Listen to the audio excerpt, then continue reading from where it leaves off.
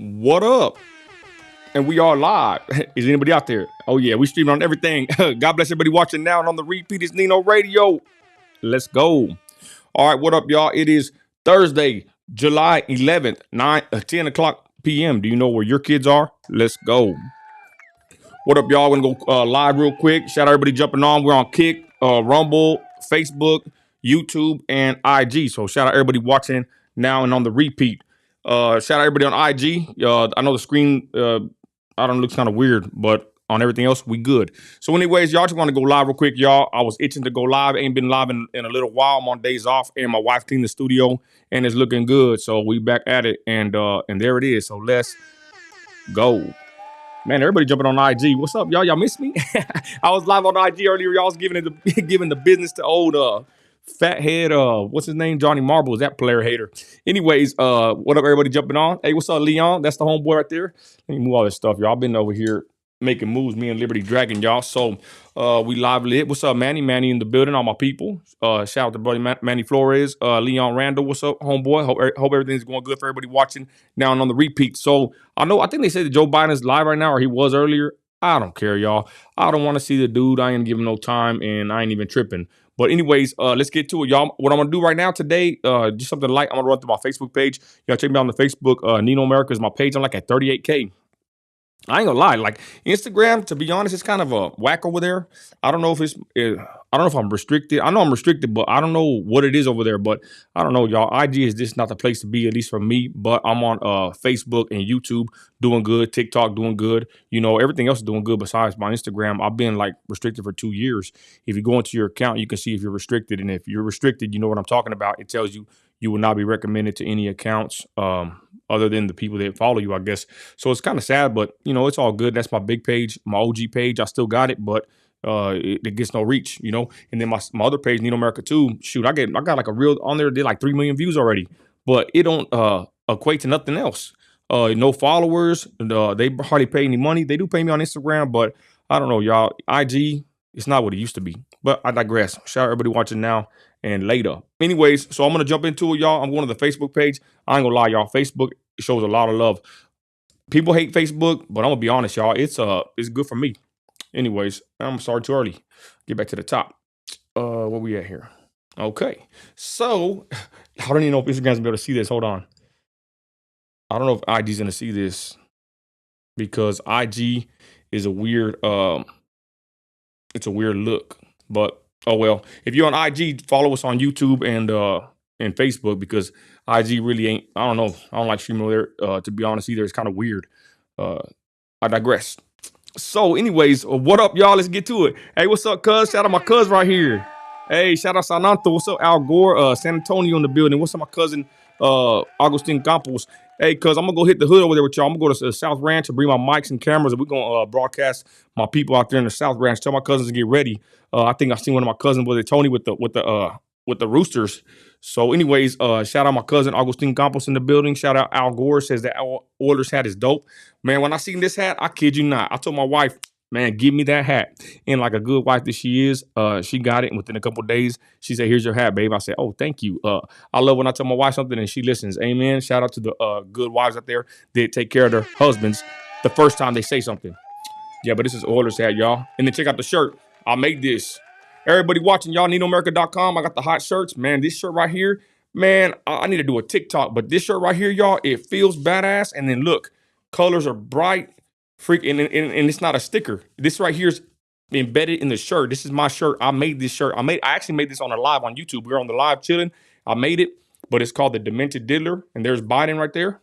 It says, hide your children right here. Has like a little preview, like a movie. It's pretty funny what we wrote on there. But check it out. Boom.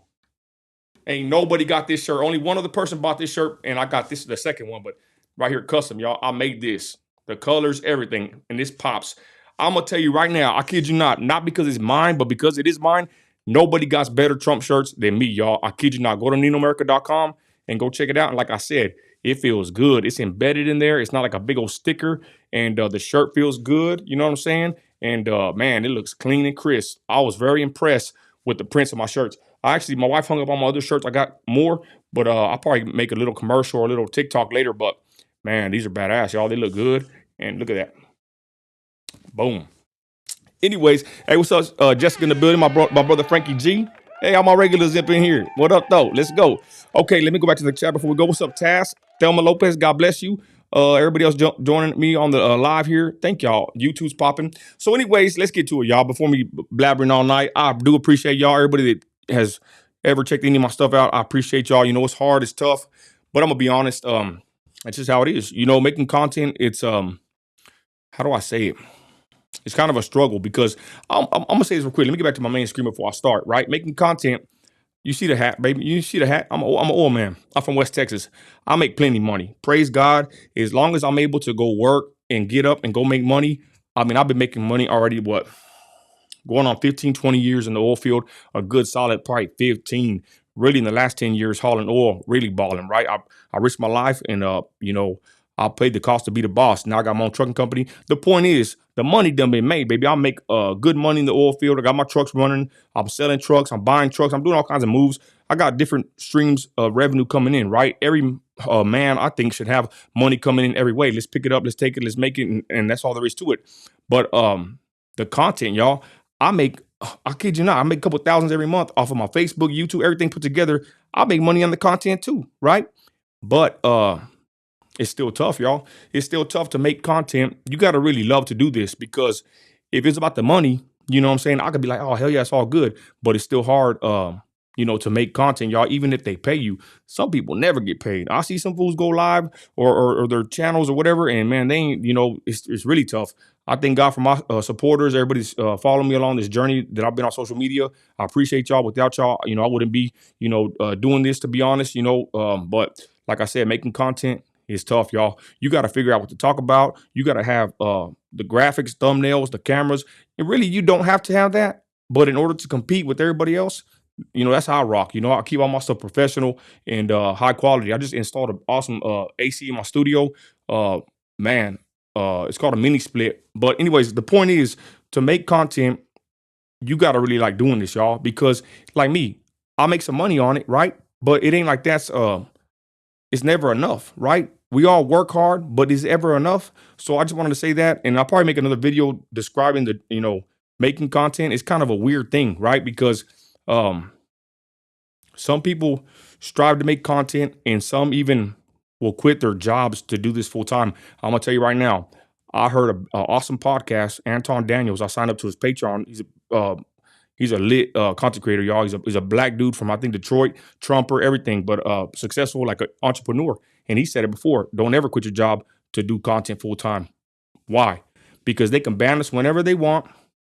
The algorithm changes, their audience changes. They like you one month, they hate you the next. So the point is, if you want to make content, you got to do it because you love it, and you better have, or I think you better have a main source of income besides your content. You know what I'm saying? Because it can change like that. And like I said, I make thousands on the content. I usually make a couple thousand every month. But again, like I said, that ain't what drives me. It ain't the money. You know what I'm saying? I just to be really honest, and I don't go on a tangent, y'all, my bad, but this is like therapeutic.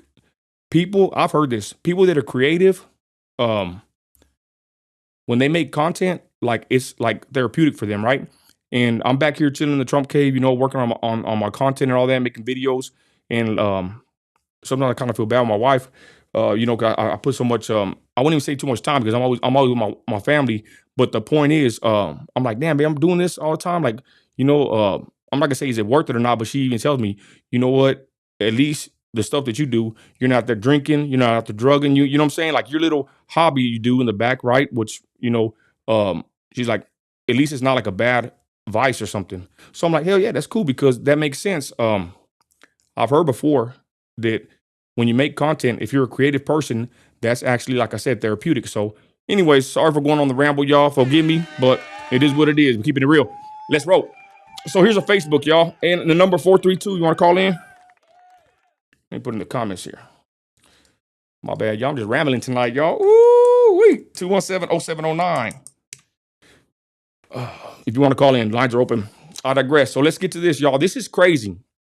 Now, check this out. I kid you not, right? Content Creation 101, give you some advice. This is the kind of post that get you paid the best. right? An original post with just a quote. Even though I jacked this from someone else's post, right? I put it on my big page and it did like almost 300 likes. That's good for my page. But the point is, they can't copyright a quote, especially on Facebook. That's the best kind of content that makes you the most money. Stuff that's not someone else's, right? Like a video, whatever, or even a meme. I make memes and get thousands of views. But like I said, this is the best kind of post that makes you the most kind of money and gets the most kind of reach is like a quote, right? I digress. So check this out. It says, if you still have the same phone number for 5+ years, you're a very stable person. I'm going to be honest. Okay. This is pretty interesting. I've had my phone number. I'll ask my wife before, when I was talking about this post, I've had my phone number for 20 years, y'all. My wife said like going on 19, going on 20, but I just rounded up to 20 years. My phone number has been the same, already going on a 20. And I think it does say a lot about you, right? Some people have numbers and they change it like they underwear, probably less than that. But this is a funny little post that I didn't think it'd do that good, but it did very well. And the interesting thing about it, and I told my wife, I said, Trumpers are very responsible because mostly everybody on this post in the thread, they've been the same route like me, 15, 25 years. They've had their number for a long time, y'all. I remember I'm with Verizon now. It used to be Alltel Cellular One back in the Gap, y'all. Me and my wife, we've had the same number for, like I said, 20 years. So let me know in the comments, y'all, and I'll read it, how many years you've had your phone number. But it says you're a very stable person, or so the post says. Let me know. But like I said, I noticed that Trumpers are, well, maybe, I don't know. Most of my crowd is Trumpers on the Facebook page, but maybe it's the same with liberals too. I don't know. I'm not a liberal, and a lot of liberals do follow me. But as far as my main core audience, we're Trumpers, Christians, and conservatives. And it was pretty interesting when I seen this. I said, "Damn, there's a lot of our people are in the same boat," and it makes sense. I've always heard this, right? I heard it somewhere in a movie, but they said, the older you get, right, when you start making money or whatever, you're successful in life, or you go about in life, uh, you become more conservative, right? You start thinking, where's my money going? What's happening with the money, taxes? So eventually, I think most people that are sane and decent end up to be conservatives like us, y'all, because we know, you know what I'm saying? We want to work hard. We're faith based, the rest, blase, blase. But interesting post nonetheless. Yeah, this says 5 years. I'm gonna be honest. I've seen a lot of people say 15 to 20, maybe 25. Anyway, so let's get to the comments over here. What up, y'all? Shout out my people, y'all. This is good. All my people up in here. What up, though? Okay, so I'm gonna read some comments. Okay,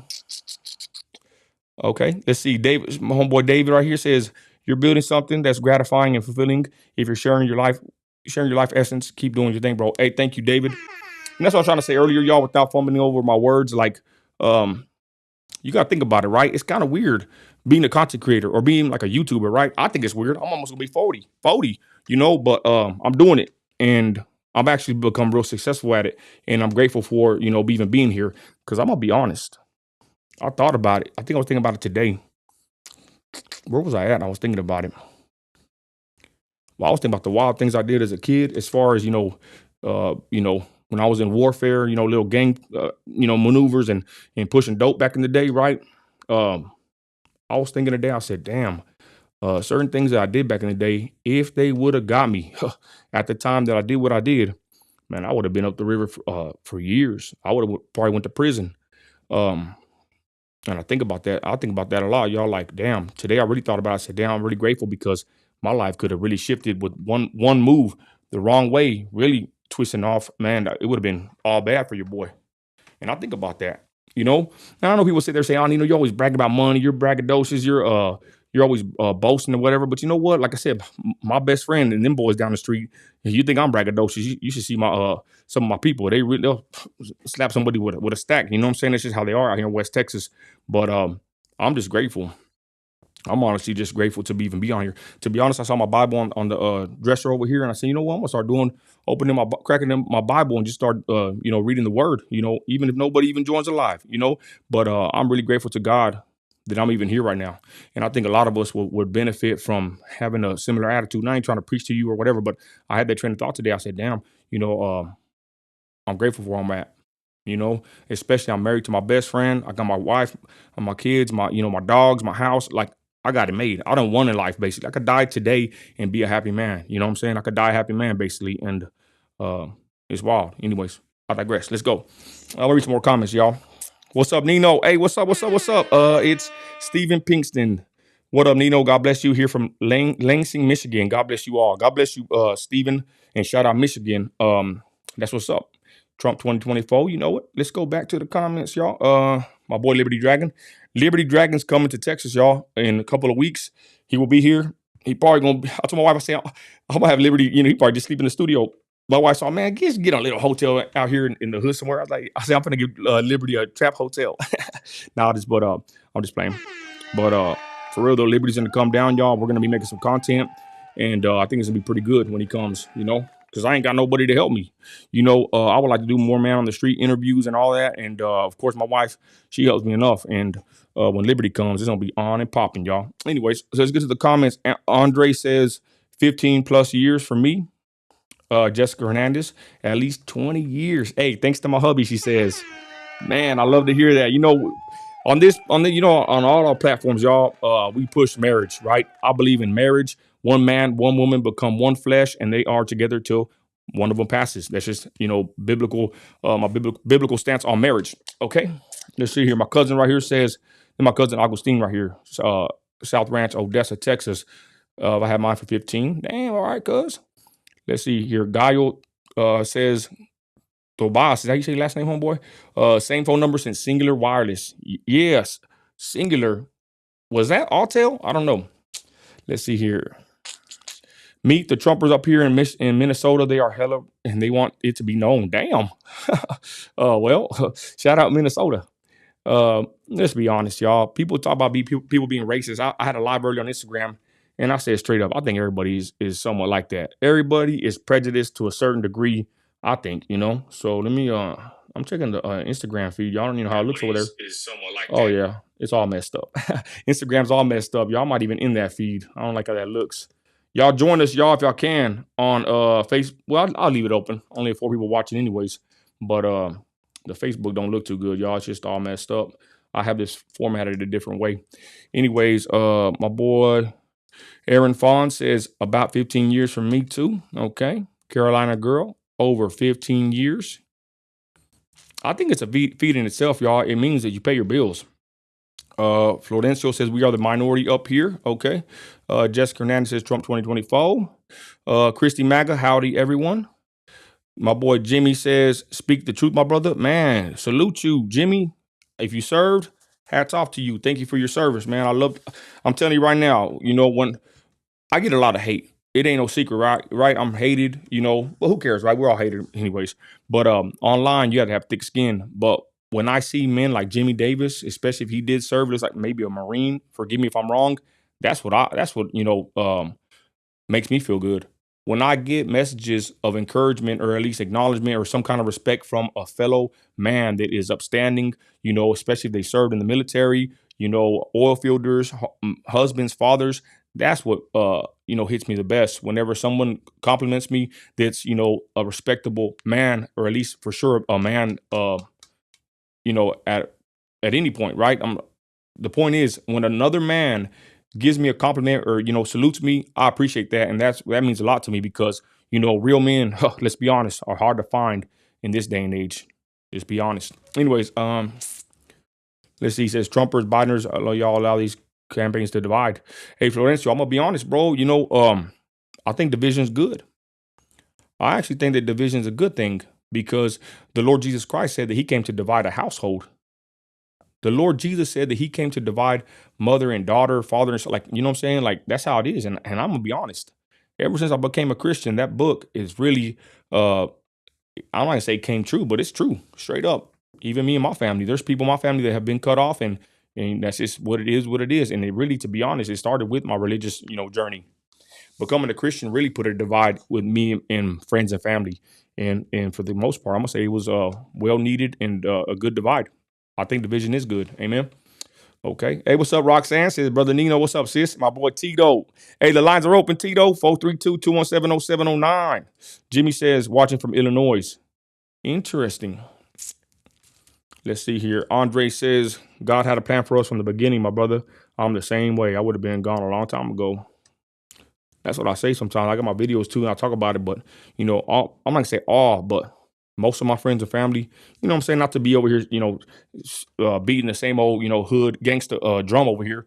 But most of my friends and family are dead and gone, in prison or addicted, and a lot of them are still, working hard, in the oil field. But you know, uh, man, a lot of my people are just gone. And then some of my people that are even out here, some are just like, you know how it is when you get addicted, y'all, to certain things in life, you're like throwed off.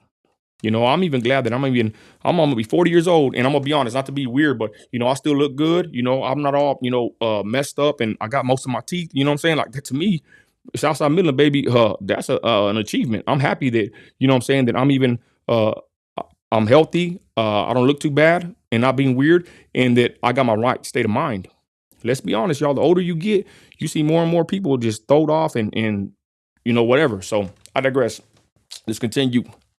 Roxanne says, same number over 20 years, but I ain't stable. That's what a lot of people said on the post. Okay. God bless you, Thelma, watching on Facebook. Let's see here. Hey, Tomas Morales, man. What's up, homeboy? Hope to work with you one day, bro. Tomas is a fellow conservative that, I follow him on Instagram. I ain't seen you on IG that much lately, bro. But to be honest, I ain't really been on Instagram. It's a player hating program in my opinion. But anyways, shout out to Tomas, man. That dude right there is good with the camera. I appreciate his work, and that's the homeboy right there. That's the brother. Let's see here. Damn, Roxanne. My ex pays my phone so he can stalk me. There we go. That's funny. Okay. Hey, Navy 22 years. Hey, Jimmy, I kid you not. I thought you were Navy because you have the same picture as my good friend Jesse Lopez. He was in the Navy also, Navy chief always. We do shows every now and then together. That's my fellow Trumper right there. He had the same kind of picture you did. Anyway, so let's continue, y'all. I'm here on the scroll. This is funny. Cool. I put a cool cat. I saw this picture, y'all had to share it. It probably didn't do too good. What did it do? I don't even see the likes. They don't say it on here. But anyways, let's continue to scroll. Okay, I jacked this from Dave Ramsey. Stay away from people and places that tempt you to break your budget. Got to clap for that.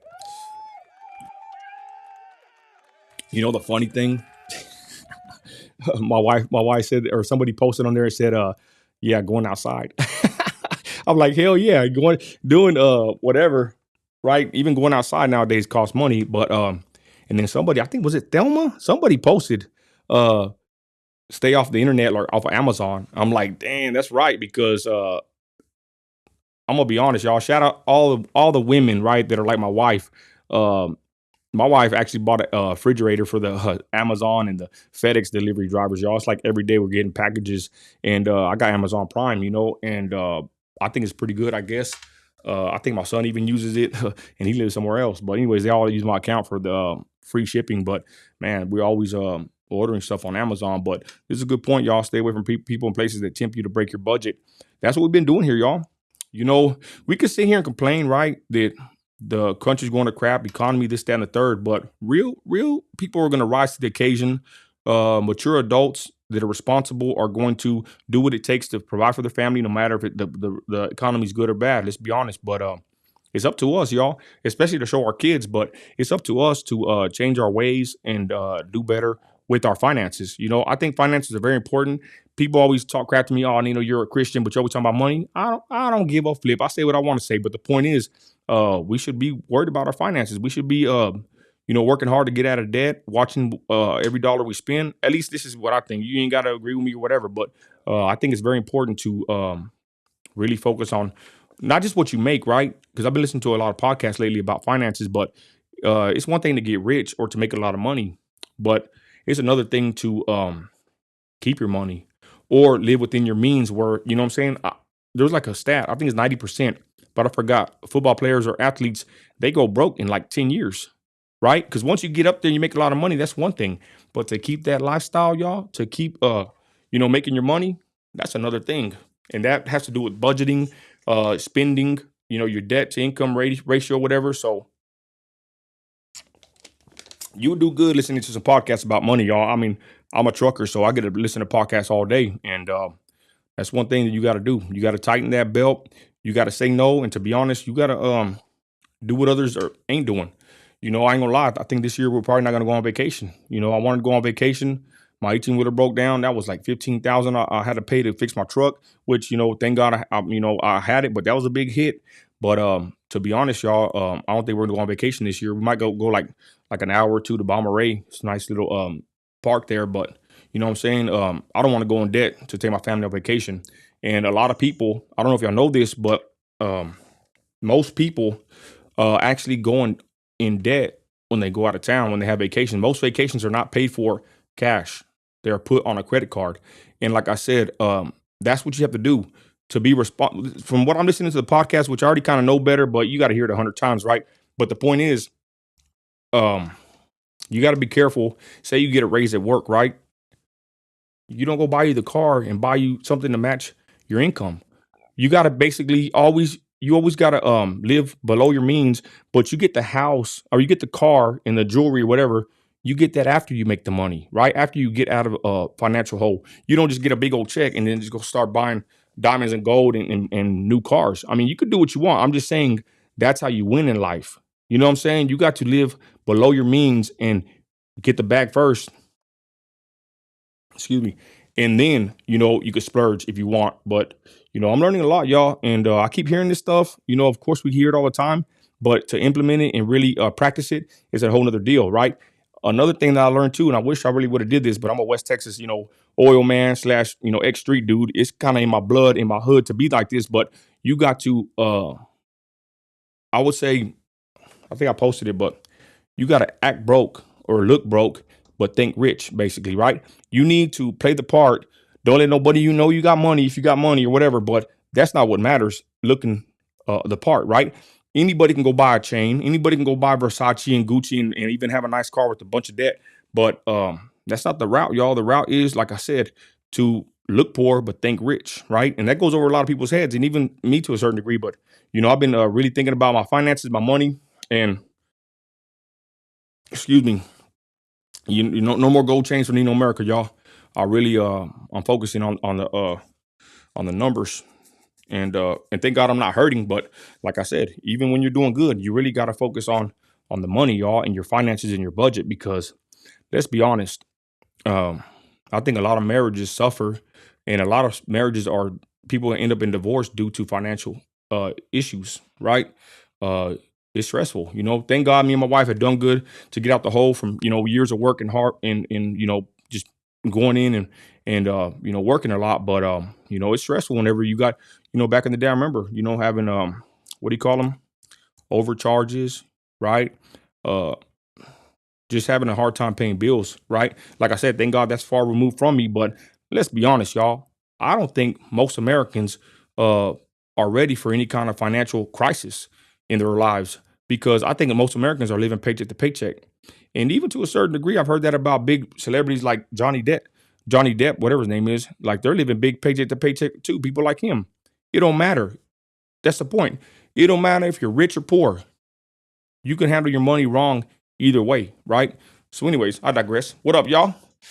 Hey, the Gaffler says hit that like. Let's go. I don't know. I'm nervous tonight, y'all. I'm got my little live going. Okay, so let's continue. Now, this is funny, right? Let me know what y'all think, y'all.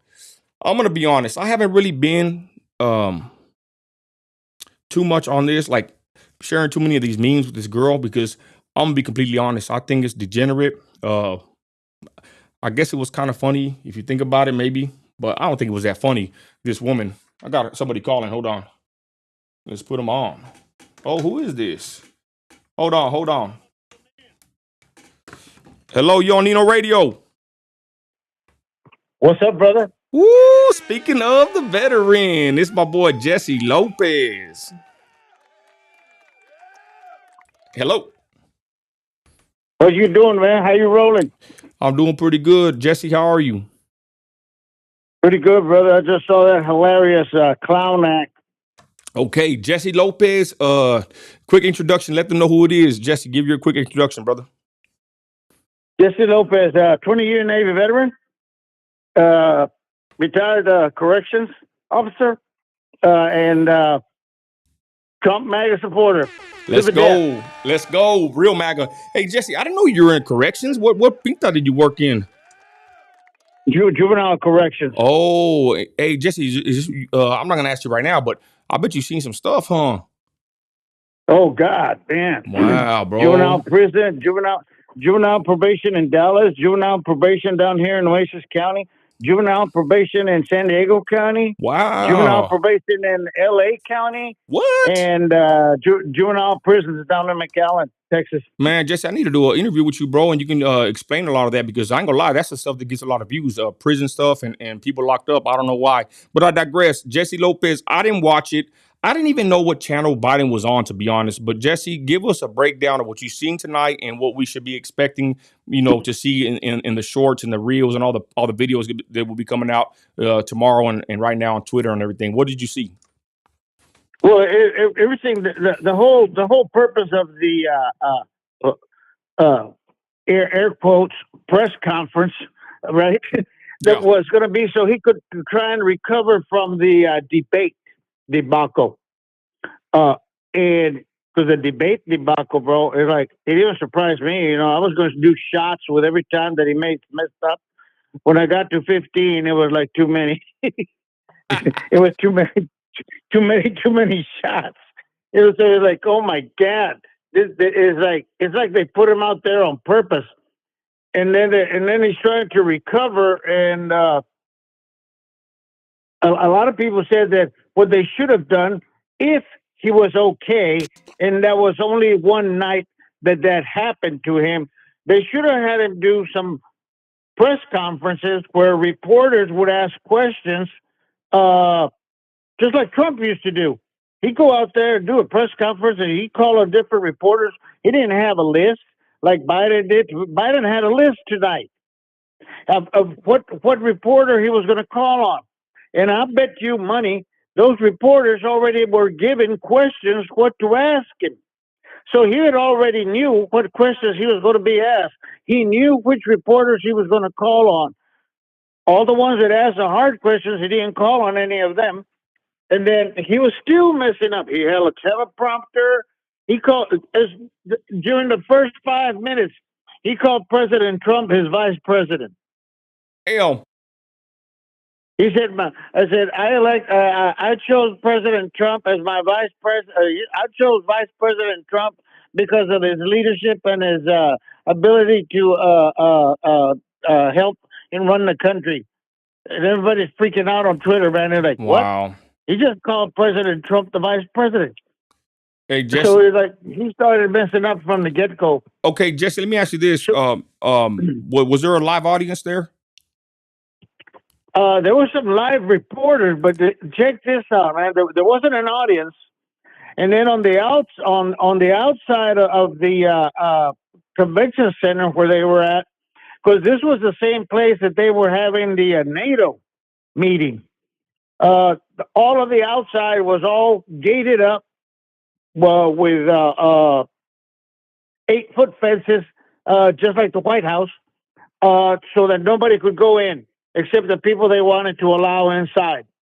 And it was a pretty organized place, and it was a production more than a press conference. A press conference, you got reporters asking questions, and they don't have a list of questions. They just ask you whatever question they want, and then you tell them the answer.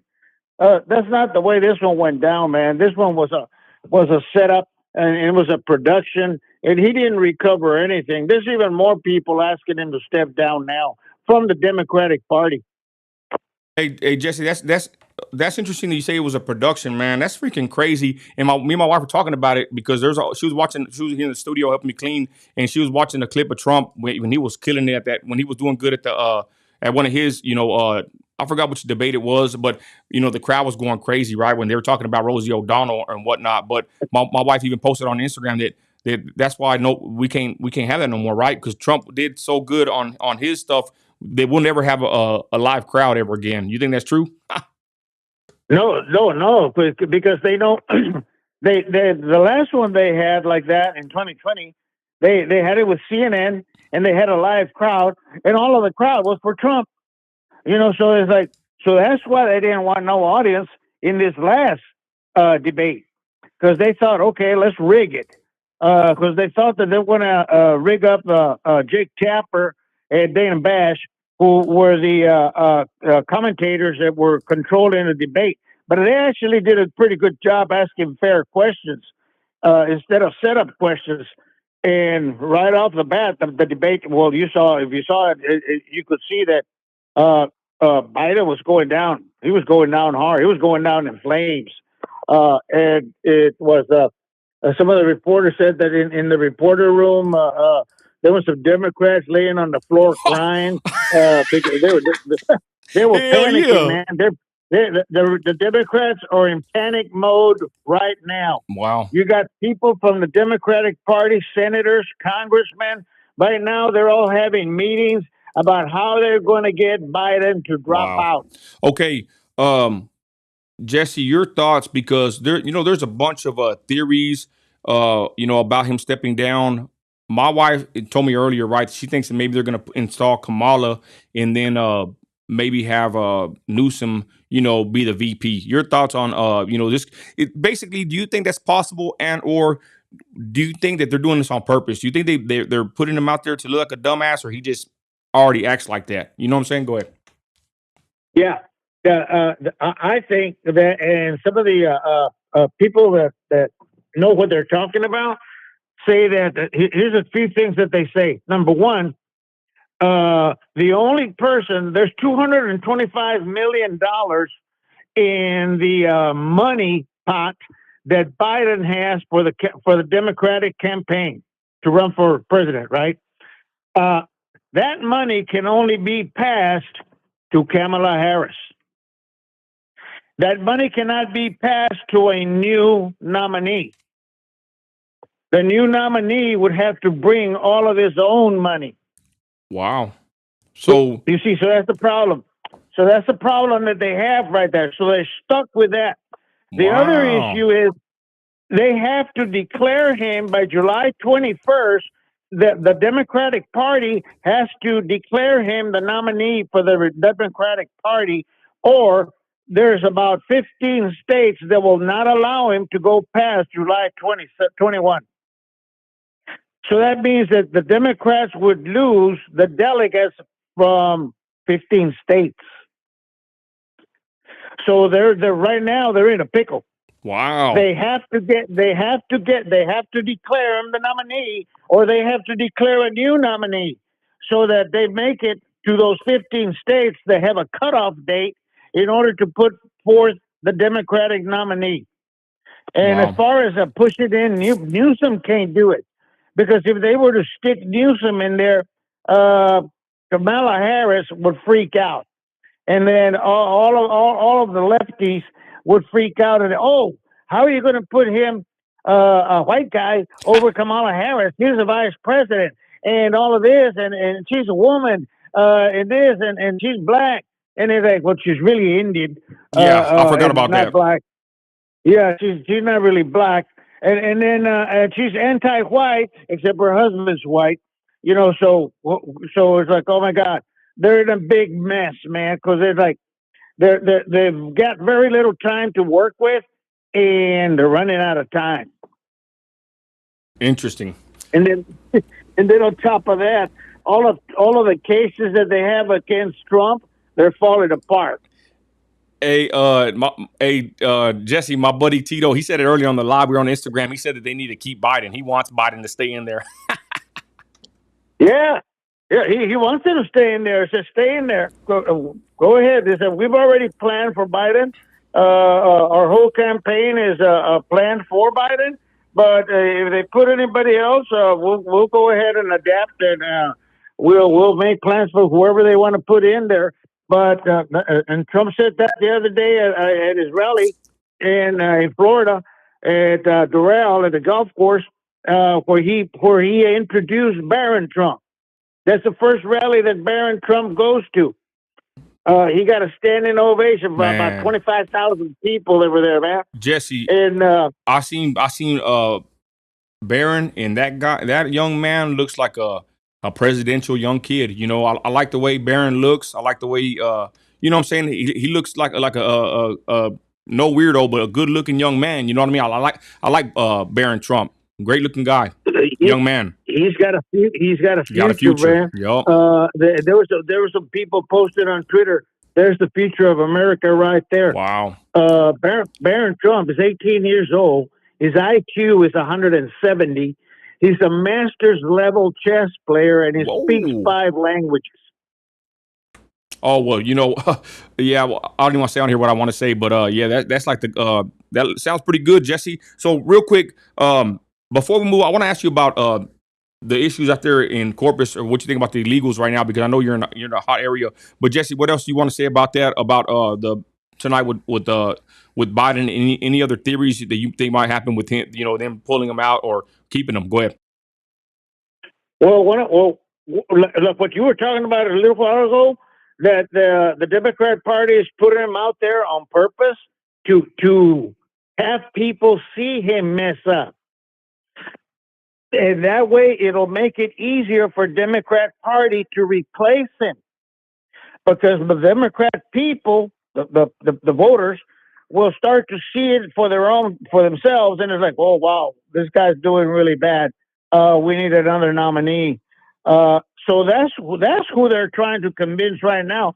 That press conference today, that wasn't for the rest of America. That was for the Democrat Party. I mean, they're losing all their donors.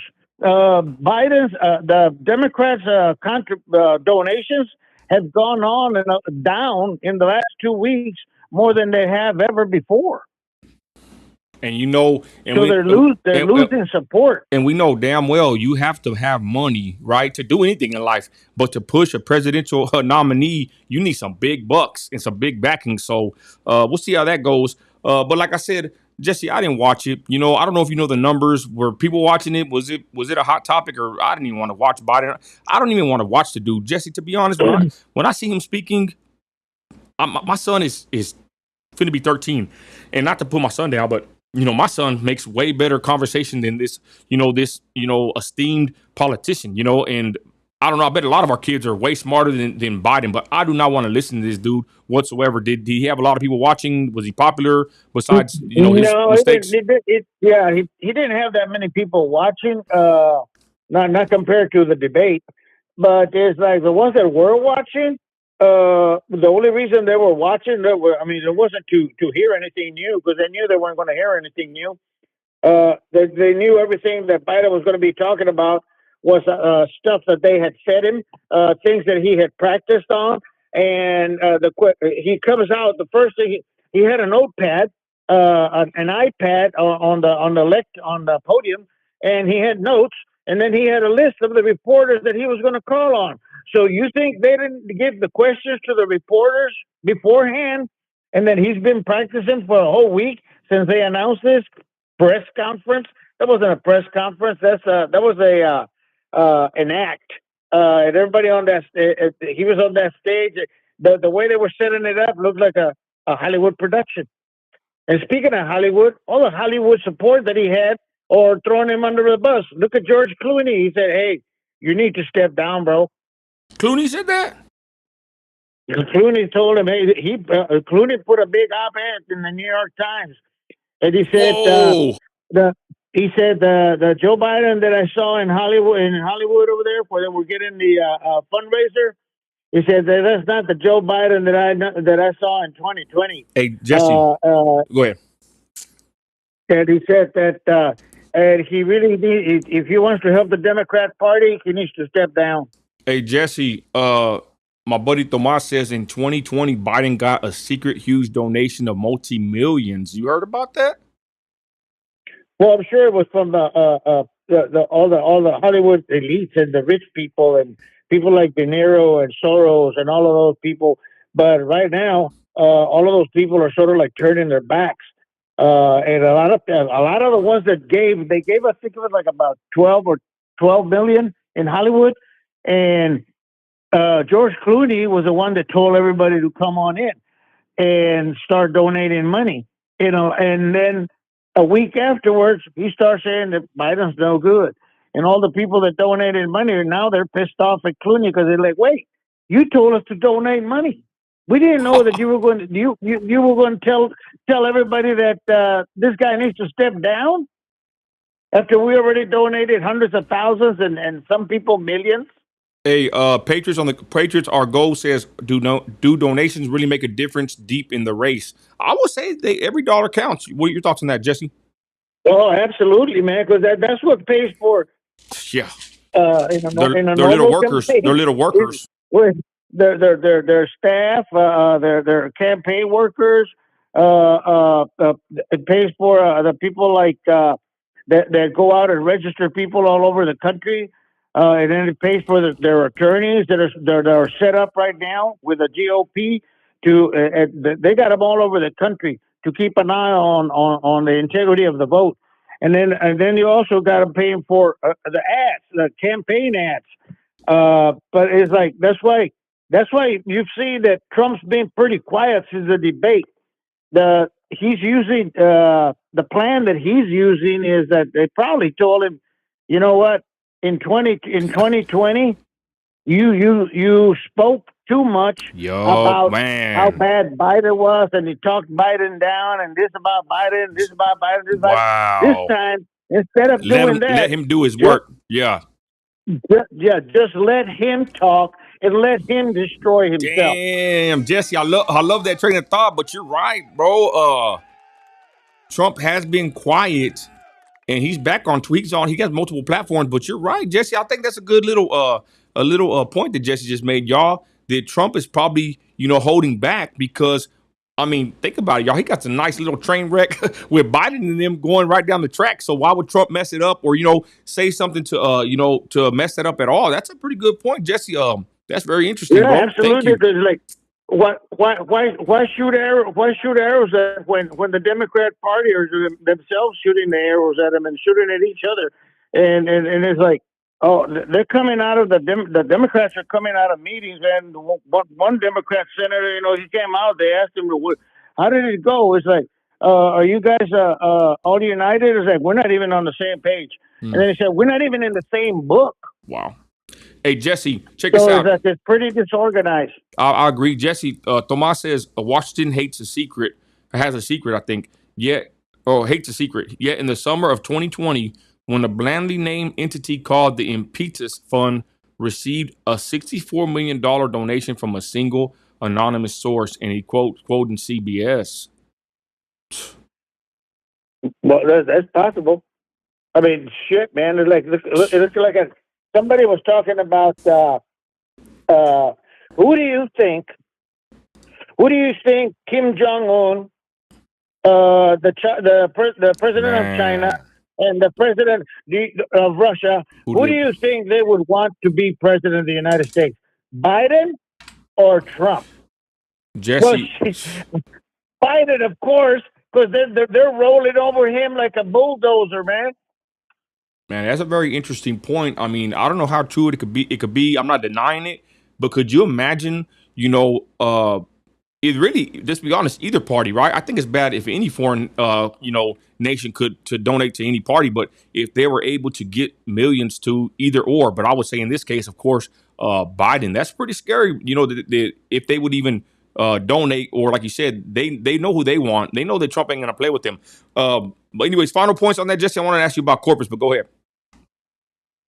Oh, okay. Well, we missed the bullet there when with Burrow making that right hand turn and going north up. Unfortunately, Houston got the brunt of that. What's up with that? Still flooded and stuff. So Jesse, still flooded, and they're about 1.2 million without power. Okay, all right, good point. I want to talk about the hurricane. So you're in Corpus. You didn't get hit by, or what y'all do? What y'all do? Get rain or what? Barely.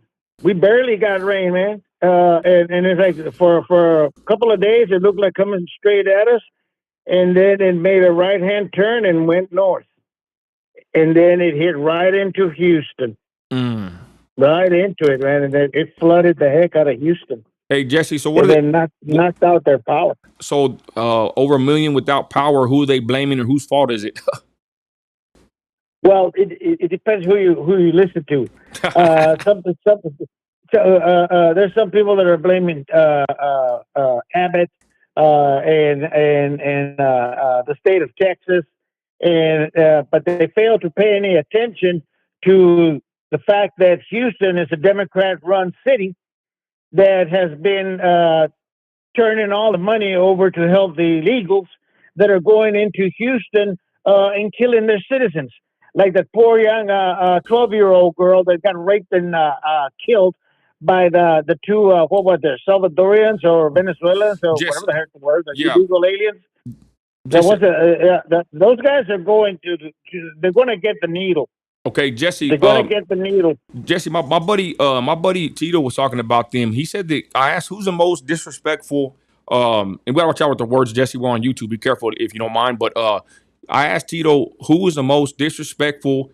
He's in Cali. I said who's the most disrespectful race or sect of people that are illegals. He said the Venezuelans, bro. He said that they are some of the most ungrateful slash they want everything like, and it's funny or not funny, but it's crazy that you said that's who ended up R-ing that little girl. How horrible, right? Oh yeah, man. And the problem is like they think because down in Venezuela when they're in a gang, and these two guys were in one of those Venezuelan gangs.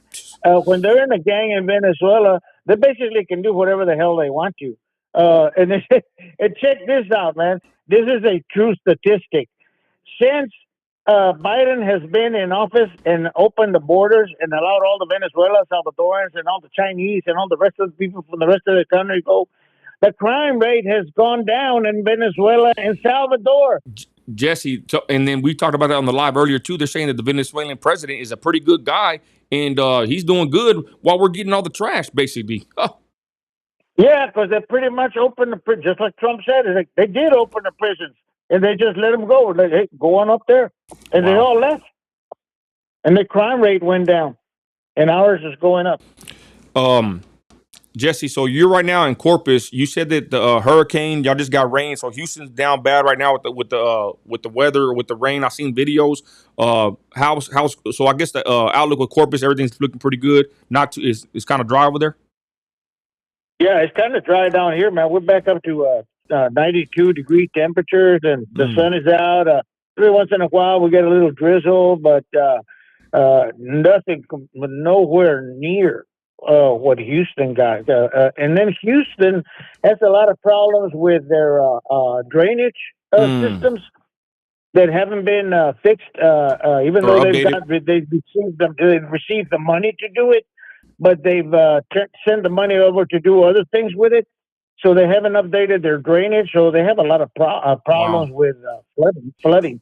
Hey, Tower Visual says the Hondurans and Venezuelans are all rude ass people, no manners, and that's what I'm saying. Like, guys, when I talk about the border, I really ain't even talking about Mexicans no more, at all. Really, I think people that live in Mexico, I think, and salute Mexico, right? I salute the Mexican president. I even like him. I think he was a Trumper, but I think people from Mexico really ain't coming like these other people that are from different parts of the world. You know what I'm saying? Like, it ain't even about them. It's about like the Venezuelans, Hondurans. I mean, even they said they got Chinese people coming through, right, Jesse? Like, it's not just people need to get that out their mind that when we say build the wall or all this stuff about the border, it really ain't even about but Mexican citizens coming over. It's like the people that are coming that are from different parts of the world. Go ahead. Yeah, absolutely. It's like and just like you say, it's not a question about the Mexicans coming over here anymore from Mexico, because they're basically all the ones that were going to come. They're already over here. Hey, Jesse, the ones that are coming, the ones that are coming now. It's just like you said. They had busted they bust them 200 at a time. Chinese, man. And here's the strange part. Damn. When they're coming across the border, they're all dressed in nice clothes with nice suitcases. It's like, dang. These people don't look like they just came through the Panama Canal, through Central America, and traveled thousands of miles to get to the border because they're being flown into Mexico. By the United States, and then they're released down there, and then they're given money from the NGOs, the non-government organizations, and guess who gives the NGOs the money? the American government. Wow. Our tax money goes to fund the NGOs. Hey Jesse, EBK family, shout out EBK. Y'all give him a follow. He does good content, somewhat of street/prison stuff too. But shout out EBK. Thanks, brother, for joining and commenting. He said, "I just came back from Mexico, and most of the ones crossing ain't even Mexicans no more. They are Yeah, flooded with that's other true. races. To be real, bro, and I'm not gonna lie, they need to close the border, man. Uh, Yeah, absolutely, man. Because I know a I lot of agree. Mexican immigrants that are down here that came across legally, man, and they hate the borders open. They hate it. Well, to be honest, hey But Jesse, to be honest, I think our relation with Mexico, it should be a good relationship because we're right here next to them, right? And them coming through the southern border, God knows who's coming through, right? I think that's a big issue, and I don't know what Mexico's trying to do about the border or what, but that's why we push that stance. There needs to be something happening at the southern border. This is the great. Let's be honest, Jesse. You can agree with this. No matter how bad it is, America is the greatest country in history in the world, right? We love this country. yeah, It needs to be that's protected. right. And I think EBK said something about his family, thing about our kids. That's what we're talking about, y'all. We all know this. We're all conservative. But usually follow the page here. But the point is, we need to know who the hell's coming into our country. I think to come into this country is a privilege. It's an honor. Men have died for the freedom to even be here, and I think it's a disgrace. With these politicians. I'm saying whoever, right? They use or they don't do their job to protect the American citizen. It's disgusting, Jesse, and we always talk about it because we're in Texas, and in Texas, we have to deal with a lot of this stuff too. It's just very sad that it's still a problem, Jesse. And to be honest, I think the politicians, Yeah, I think to be honest, Jesse, on both sides, they could probably close the border if they wanted to, but I think they use it as a talking point to probably even divide the people, bro. But I think that the politicians, it's like the war on drugs. They could really stop it if they wanted to, but do they really want to? You know what I'm saying? Go ahead. yeah. No, they don't want to because I don't know if you heard about it or not, but the Department of Homeland Security, what they're doing is, as whenever they're signing the illegals that are coming across the border and giving them IDs and all of this stuff and the temporary status to be in the country, they're telling them that when they go to the place where they're going to sign up and get registered to vote. Mm. Oh, Jesse, And then, go as ahead. a matter of fact, the Republicans just put forth the bill, the Safe Act bill, to make it illegal and to have active enforcement of voter integrity laws, and to make it possible for states to check people's immigration status when they go vote. The only thing people can ask you when you go vote is if you have Wow. an ID. Wow. No, but Jesse, you know what they do? They've done it to me, kick me out for wearing a Trump hat or whatever, right? They're more concerned about us wearing our MAGA gear when we go vote instead of seeing who the hell's, if you have a license. I forgot. Jessica Hernandez says this. I forgot. Shout out to old Mexican president, but she said, and now a dang woman is Mexico's president. Mexico's gonna go to again. I'm gonna be honest, Jesse. I don't know if we want to segue too much into that, bro. But who is this woman? I've heard many theories about this lady, and I ain't liking what I'm hearing. What's up with the president of Mexico? I forgot. It's a new one. It's a woman. Go ahead. Yeah, the new woman that's the president of Mexico now, uh, she's worse than the Mexican president that was there before her. She was educated at Berkeley in San Francisco, so she is Oh a lefty damn. to the map. She's for open borders. So the only way we're going to be able to fix the border is we got to get Trump back in office so he can fix the border. I agree.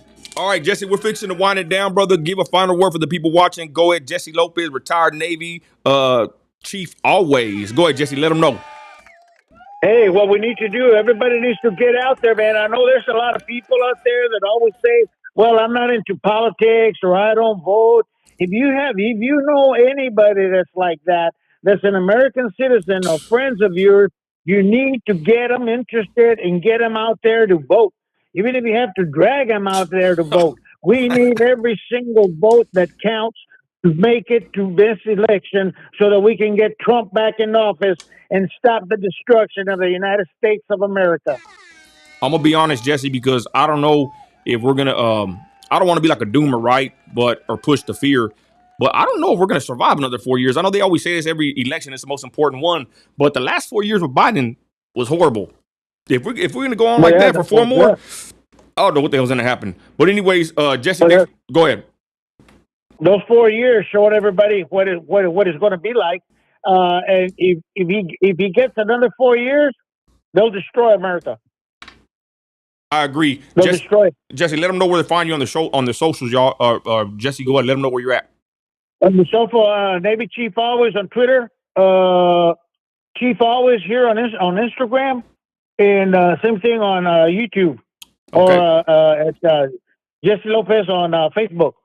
To info, Jesse Lopez. God bless you, brother. Thank you for your service, and keep it stay strong in Corpus. Okay, you too, brother. Watch out there in Midland. Make sure everybody goes out to vote. Amen. Later, brother. All right.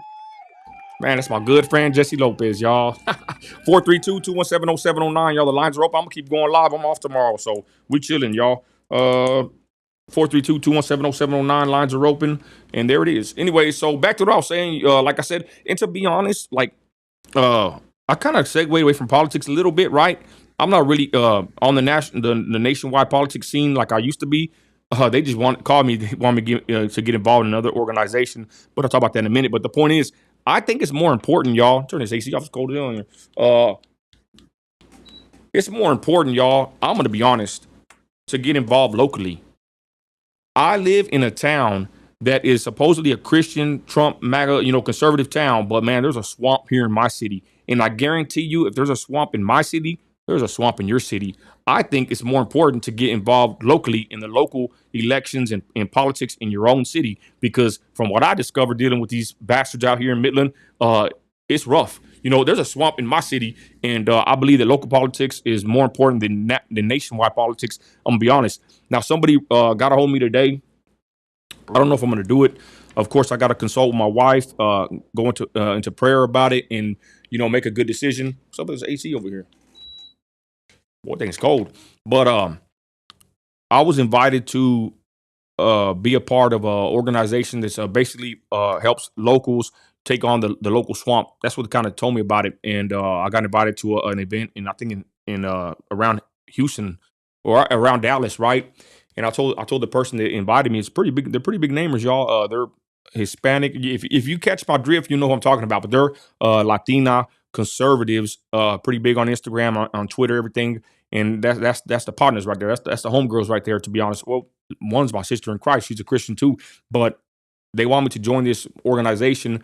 It's for influencers or whatever. And then, also just for, anybody out there that wants to get involved. And I told them, I think about it, of course, thought and prayer, talking to my wife about it. Of course, I got to make sure it's the right decision. Of course, I'm the man. I'll ultimately make the decision, but my wife is my helpmate, and I do value her opinion at all times. But the point is, and that's a good thing I learned. Don't ever just jump into something, without thinking about it, right? The Bible even says that you have to, take when you go to war. I forget how it says, right? You got to basically, count the cost before you go to war, before you make any decision. So I digress. They called me today, and they want me to get involved, and I might, I was thinking about it, and it's basically like it's a nationwide thing they're trying to push locally. So if anybody out there, if you're someone, you're making moves, you're a Christian, you're a patriot, holler at me, because they are trying to grow this grassroots movement, and I can get you in contact with these awesome patriots. Anyways, like I said, it was more on a level, like I said, taking the thing locally, keeping an eye on your own backyard, and they have tools in place. Anybody out there hearing me, you ain't even got to be pushing their movement, but if you are local and you need some help, or you need some tools and connections to, help you in your local pursuit of, holding these politicians accountable, get a hold of me. I can get you in contact with them. But that's basically what they told me today, if I was interested. And like I said, I don't know if I want to get back involved too much, y'all, with the politics. Like I said, it's pretty grimy. And I'm going to be honest, you never know. Sometimes you make yourself a target. Dealing with politics, especially in a corrupt city, with certain kind of foes and rivals that are, in the political game, man, it is cutthroat, y'all. You know what I'm saying? Like, I don't know if I want all that hate back on me again. You know what I'm saying? But we'll see. I digress. Let's get back to the comments, y'all. Somebody else had a good comment. Tomas. There you go. Okay, so EBK says, I think, hey, shout out EBK in the live, y'all. That's pretty cool. I think Trump got this, bro. In my town, it's mostly raza, but I'll tell you what, they are voting for Trump. Hell yeah. I trip out, but I'm glad people are actually paying attention straight up. Man, that's what's up, EBK. fellow Trumper looks like. Got another call, y'all. Let's get this call. You're on Nino Radio. What's up? Hey, it's Thomas. Hey, what's up, bro? How are you? I'm good. How are you? I'm pretty good, brother. Hey, are you still on Instagram? Yeah, I'm still on Instagram. It's going to be at Tomas Morales _IV. I'm just keeping it a little low key. Same thing with my Twitter. You know, politics. I just want to touch on what you were saying. Come on. Politics is very grimy, if not the most grimiest thing that you can ever get into. And I know that firsthand, not only from the left but also from the right. So it really depends on where you're at in your journey. But okay, so I have a certain case, special case on what to talk from. Okay. So I'm currently in LA. I live in LA, right? LA, greater LA area. I've been covering, LA Antifa for the past, 4 years. Man, come on. I've been covering them. I even going as far as to go undercover with Antifa. I would go to these left-wing rallies. I would go and record what they would do. And it's dirty. They beat people up. They beat old people up, women, minorities, everybody, people of Christ, preachers, everybody. It doesn't matter. If you're opposing, the leftist narrative, whether it's, whether a man is a woman or not, and what so have you, whatever the protest is, Black Lives Matter, whatever. If you're opposing their narrative, they will literally beat you up, and the cops, they kind of just they don't have no jurisdiction because they're neutered by the local DA. Damn. They can't do anything. They have to stand around and watch this happen. Thomas, yeah. No, well, I hate to cut you off. My bad. I'm the king cubby ball, but I don't know if people understand what this man is saying here, y'all. He's saying there's an actual group, Antifa. I've seen it, bro. You ain't telling me nothing really new because I follow, you and everybody that's on Instagram, the Cali Patriots. But he's saying, ladies and gentlemen, there's an actual group of real homegrown T words. I ain't gonna say it on here, but there's a group of people that move about, especially in California. I would even say in Portland, and they even have cities there, right? They took over a whole city. But the point is, these people move around, not abiding by the law, beating up innocent people, and the police don't do nothing about it. This is what he's saying, y'all. Go ahead, brother. Take it over. Yeah. So they don't do anything, at least within these Democrat cities, right? So, of course, Los Angeles or California or Portland, Oregon or Seattle, Washington or Austin, Texas or Washington, D.C., right? So it really depends. And if you were to, have someone who rallies against them, and if you were to hold your ground, you would most likely get the charges pressed against you. Yep. Right. Yeah. They would get their charges dropped, but you would face the maximum. And we've seen that with the Proud Boys. We've seen how all that has gone down. Yeah. With J6, everything. But also, so in 2 years ago, across from City Hall in LA, a patriot got stabbed by one of those T words that you said. Was it Nessa? It was a man. Okay. No. So it was a leftist agitator. His real name was Eric Cohen. Goes by Nina, right? So that was the fake name Nina, man to female, right? Oh. But his real name is Eric Cohen. He stabbed a patriot and lacerated the heart. Oh. Ended up getting charged. The guy had to go to hospital, got multiple surgeries. He's ultimately came out okay. Anyways, the person who did the stabbing, which was a T word, right? And part of Antifa, Eric Cohen. Okay. Was initially charged with manslaughter, which should have been attempted murder in the first place, but it's LA, True. Right? Got charged with manslaughter, ended up getting dropped to assault with a deadly weapon. So not only did this person get let off once, but twice. Wow. And I actually went to go confront this person. So this T word had a court case. I went early in the morning. No one else went. No one knew what was going on. I went. He was smoking a cigarette outside the courthouse. I go, and he's smoking a cigarette with his little buddy. And I go and I pull up my phone and I'm like, Eric Cohen, why did you stab a patriot? And I'm recording in this guy's face. And I kid you not, I was so like put back. The little buddy, and I'm like average height, whatever. But the fact that I was outside of a courthouse in LA, this guy they know what to do. They get coached on what to do when they're approached by people, wow. right? And again, I wasn't violent. I wasn't doing anything. I had both hands on my phone recording horizontally. This guy he keeps his hands in his pockets and he's physically pushing against me to stop me from recording. So he's essentially assaulting me, right? Essentially, in a non-clown world, it would be not an assault. But because I'm in LA, because I'm in front of a courthouse, because there's so many, the whole world is against me. If I would have stood my ground or like pushed him back or done anything, I would have literally gotten charged. Can you believe that? Yeah, no, I do believe it. And not only that, they also have lawyers that work pro bono for free, wow. and these lawyers are good. So literally everything is stacked against you in these Democrat cities. So it is pretty bad. But I still got the video out of it. I was mostly just shocked. I was like, what are you doing? And then my second like thought was to like, okay, just don't do anything. Like, don't push back. Cause if I push back, that's going to be on camera too. Damn. And I would literally get fucked. Right. Yeah. I would literally get screwed.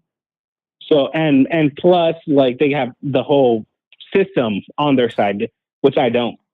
And so I was like, okay, I'm not going to do anything. I was just more shocked more than anything that like they would even do that. But then it all clicked and it made sense. I was like, okay, I'm just, but I was still able to, get these Antifa people. I also approached this guy, Chad Loader. So he was involved with this anti-SLAPP lawsuit in Torrance by another fellow patriot.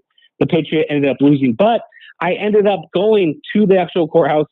And for the few days, for the few weeks that they were covering it, guess what? Day one, and so this guy Chad Loader, he is like number one head honcho Antifa. He literally had a interview where he said, "Yeah, I'm LA Antifa, a rich guy, millionaire, right?" I go to cover it. And then I'm waiting. He wanted to stay back after the first court hearing. He wanted to stay back. So I'm like, okay, whatever. He wants to stay back. So I'm waiting outside of the courthouse on a bench. He literally asked, and get this, anti-cop, by the way, anti-cop. He literally asked for a sheriff escort outside of the courthouse. Oh. He wants to use them, but don't like them. That. Yeah. He wants to use them, but he doesn't like them. And I recorded him, and it was so petty. Like, he was walking by. He looked like there's like the meme Virgin versus Chad, and he was walking with his head down with his middle finger up, like wow. by his face mask. By the way, by his face mask on his forehead, middle finger was on his forehead on his face mask, escorted by sheriffs, and I was right there recording him. I put that guy on blast, and it's funny. So this is back during Twitter 1.0. So this is back before Elon Musk took over. He actually reported that video and saying there was doxing information, and I had to delete that to keep my account. And this is back. This is all the way back before even Elon Musk was going to buy it. So like I literally had no choice. So I was like, well, I still want my account, so I'll just delete it. So I literally had to delete it because that guy is such a F word, P word. Yeah. And yeah. Hey, Thomas, man, there's a lot to unpack here, but I want to get you on one day and do a full interview. But you're basically, what are you, bro? What are you, a journalist? What do you consider yourself? Because I know you've been out there, with the camera, putting in work. What are you? Yeah, I do a little bit of both. So I do, right-wing journalism. I do, boots on the ground journalism. Yeah. I just want to just show what really happens at these protests. And so, look, I've been a Trump supporter since about, 2017, right? Okay. And then I was following 2017, 2018, and then 2019, and then 2020 happened. And then I had all the opportunity to just, go out and film all these protests. So I would go out and film all these protests. And I realized that the left wing has all this infrastructure to actually, to craft these narratives and just make sure everything is on their side. And, the Trump supporters are doing, bad things, or they're doing this, they're doing that. Right. And so I was a counter to that. And so me and a couple others, Jorge Ventura, Caleb and Kalen and a few others, right? Informed with Anthony. That's the homie.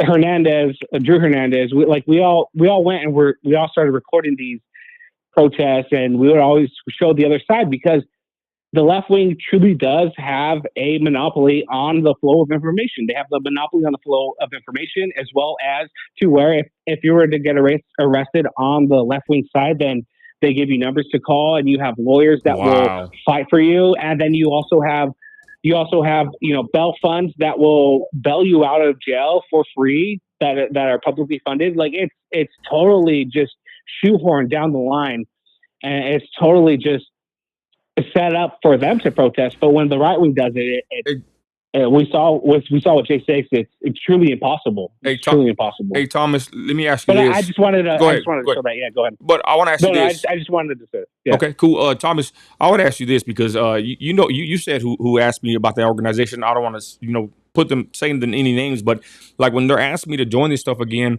I start thinking, Thomas, and I think you can probably agree. It's not that I'm being a weenie, but I start weighing the cost, bro. Do I want to get involved, in the political movement or get back into politics? Because, like you said, bro, it's a big old, beast system that you're up against. Like, do you think, is it worth it? Someone trying to, do what you do or do what I do? Like, what are your thoughts on it, bro? Because I know after a while, it can really drag someone down and really, mess up not just mentally, but I mean even physically, like your safety of your family. Like people don't know, y'all. I was a gangbanger back in the street, but like Thomas said, it can get real nitty gritty. Dealing with politics. Do you think that it's worth even getting involved in politics?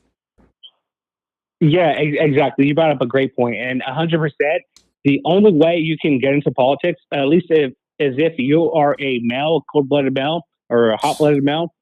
You have to have your own income. You have to be able to make sure that income, or if you don't have a family, good point. You have to make sure that is not threatened. That is the only way you can get into politics. You're right. That's what my wife said. For a woman, it's but for a woman, it's a little bit different. You can maybe skate it by. You can. That's a good point. Women are afforded more opportunities in the right wing space. Or unless you're you have to be a minority or you have to be a woman, right? But if you are a white male, or if you are a hot-blooded male that wants to speak truth to power, you're going to have a big road ahead of you unless you have that income that cannot be messed with. Thomas, right? Hey, so that's what I learned. That's a good point, y'all. This is practical advice from someone in Cali that's really with the business, y'all. Thomas, you're right. That's what my wife said. And I've said it before. Thank God that I'm self-sufficient and I'm self-made and I have my own trucking company, right? Because if I worked anywhere else for somebody, I would have been canceled a long time ago. You know what I'm saying? So you're right, bro. If you want to get involved in this kind of stuff, you better have income that is going to be sustainable for you and your family, because these people will dox you. They will get you fired. But like I said, thank God I'm a boss, so I don't got to really answer to nobody as far as what I post or what I say online, because, you know what I'm saying, I make money, without anybody's approval, right? I don't have somebody to answer to, like if I work for a company, you know what I mean? So that's a great point that you said. I didn't even think you would even say that, but that means, that shows how much insight you have in the movement or what you've done, because that's very true, Thomas. Many people, not everybody could stand up and say something, because like you said, not just threat of harassment and safety, but also how you're going to feed your family if they Alex Jones you, right? They took all your assets and your company or whatever, get you fired. Go ahead, bro.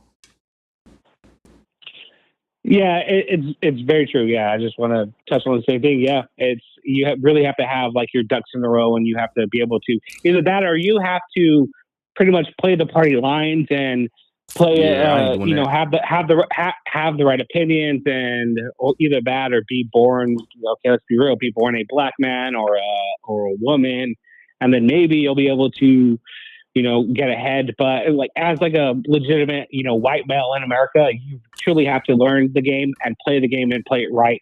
And if a white man wants to get into the politics, you have to make your own business, make your own money, and then get into politics after. That's going to be the best idea, the best, advice. Hey, Thomas, let me ask you one more. Let me ask you one more question. What's the wildest thing you've seen with the boots on the ground reporting? What's the wildest thing you've encountered out there?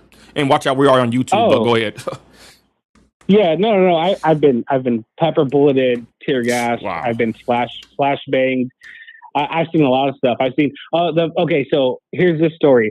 Right, the first day I ever went to Portland.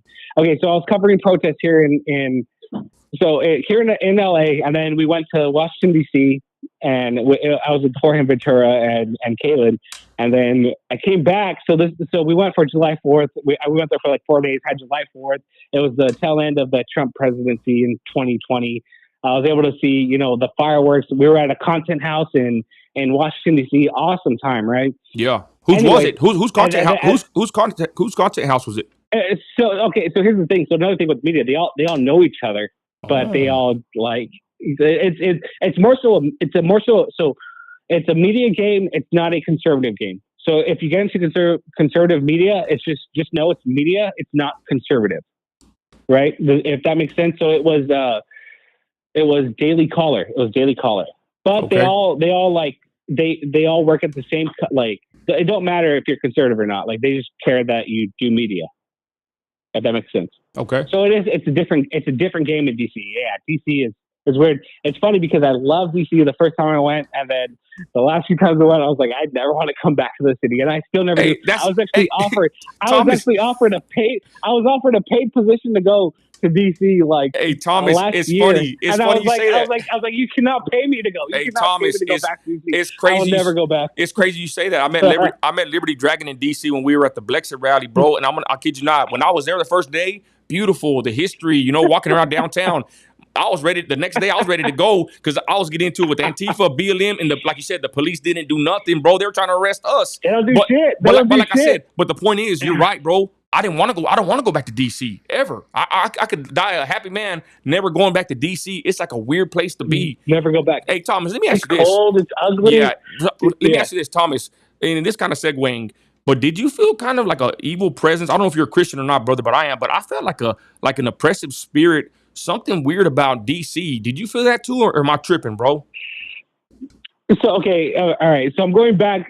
We're getting very sidetracked. I got two answers to that. So the first one is DC. It's just very cold, empty, ugly, swampy. It is swampy. It's just cold and unforgiving.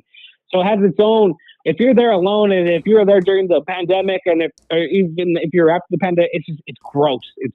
It's not fun, right? And then you go outside of the DC border, or like outside of like the main DC, but you're still in Washington DC, like the neighborhoods. It's ghetto. They can't even get that in order, and that tells you a lot, right? Yep. So that's DC for you. Anyways, so after we went to DC, we went to Portland, Oregon. I go to Portland, Oregon.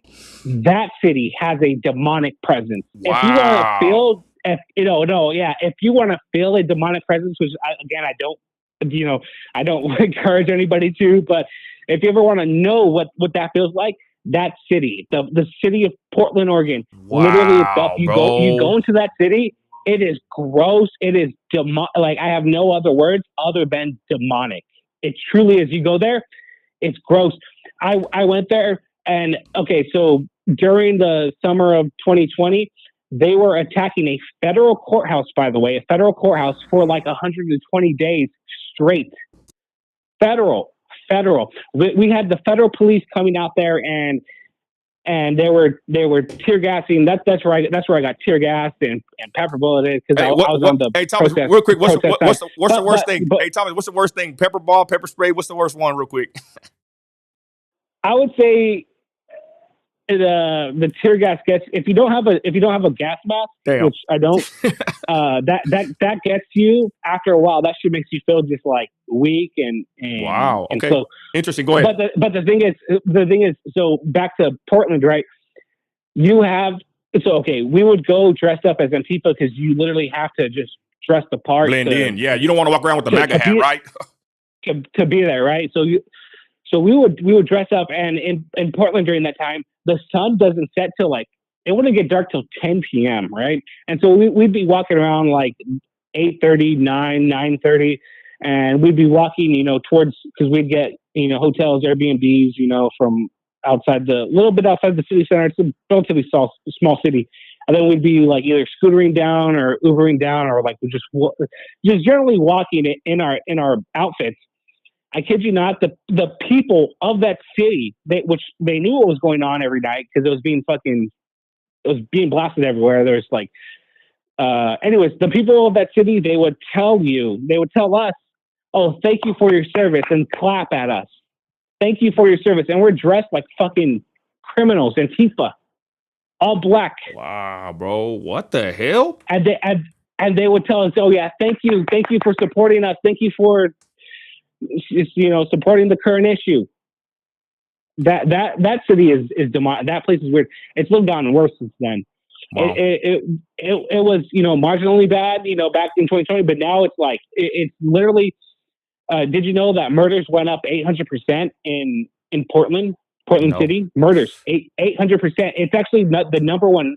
Portland and Seattle are like number one for the sex trafficking. Hey Thomas, wow, I didn't know that. Hey Thomas, where's the George Floyd city at? Where the city they took over? Which one's that one? That was Minneapolis. I never had the chance to go to Minneapolis, but that was where they. That's where he died. No, I'm talking about the city in Oregon where they have it blocked off. You can't go in there, right? It's like the no-go zone. Remember that? Are you talking about? So that was Chaz. That was in Seattle, which is a little bit up north. So that was Chaz. It was.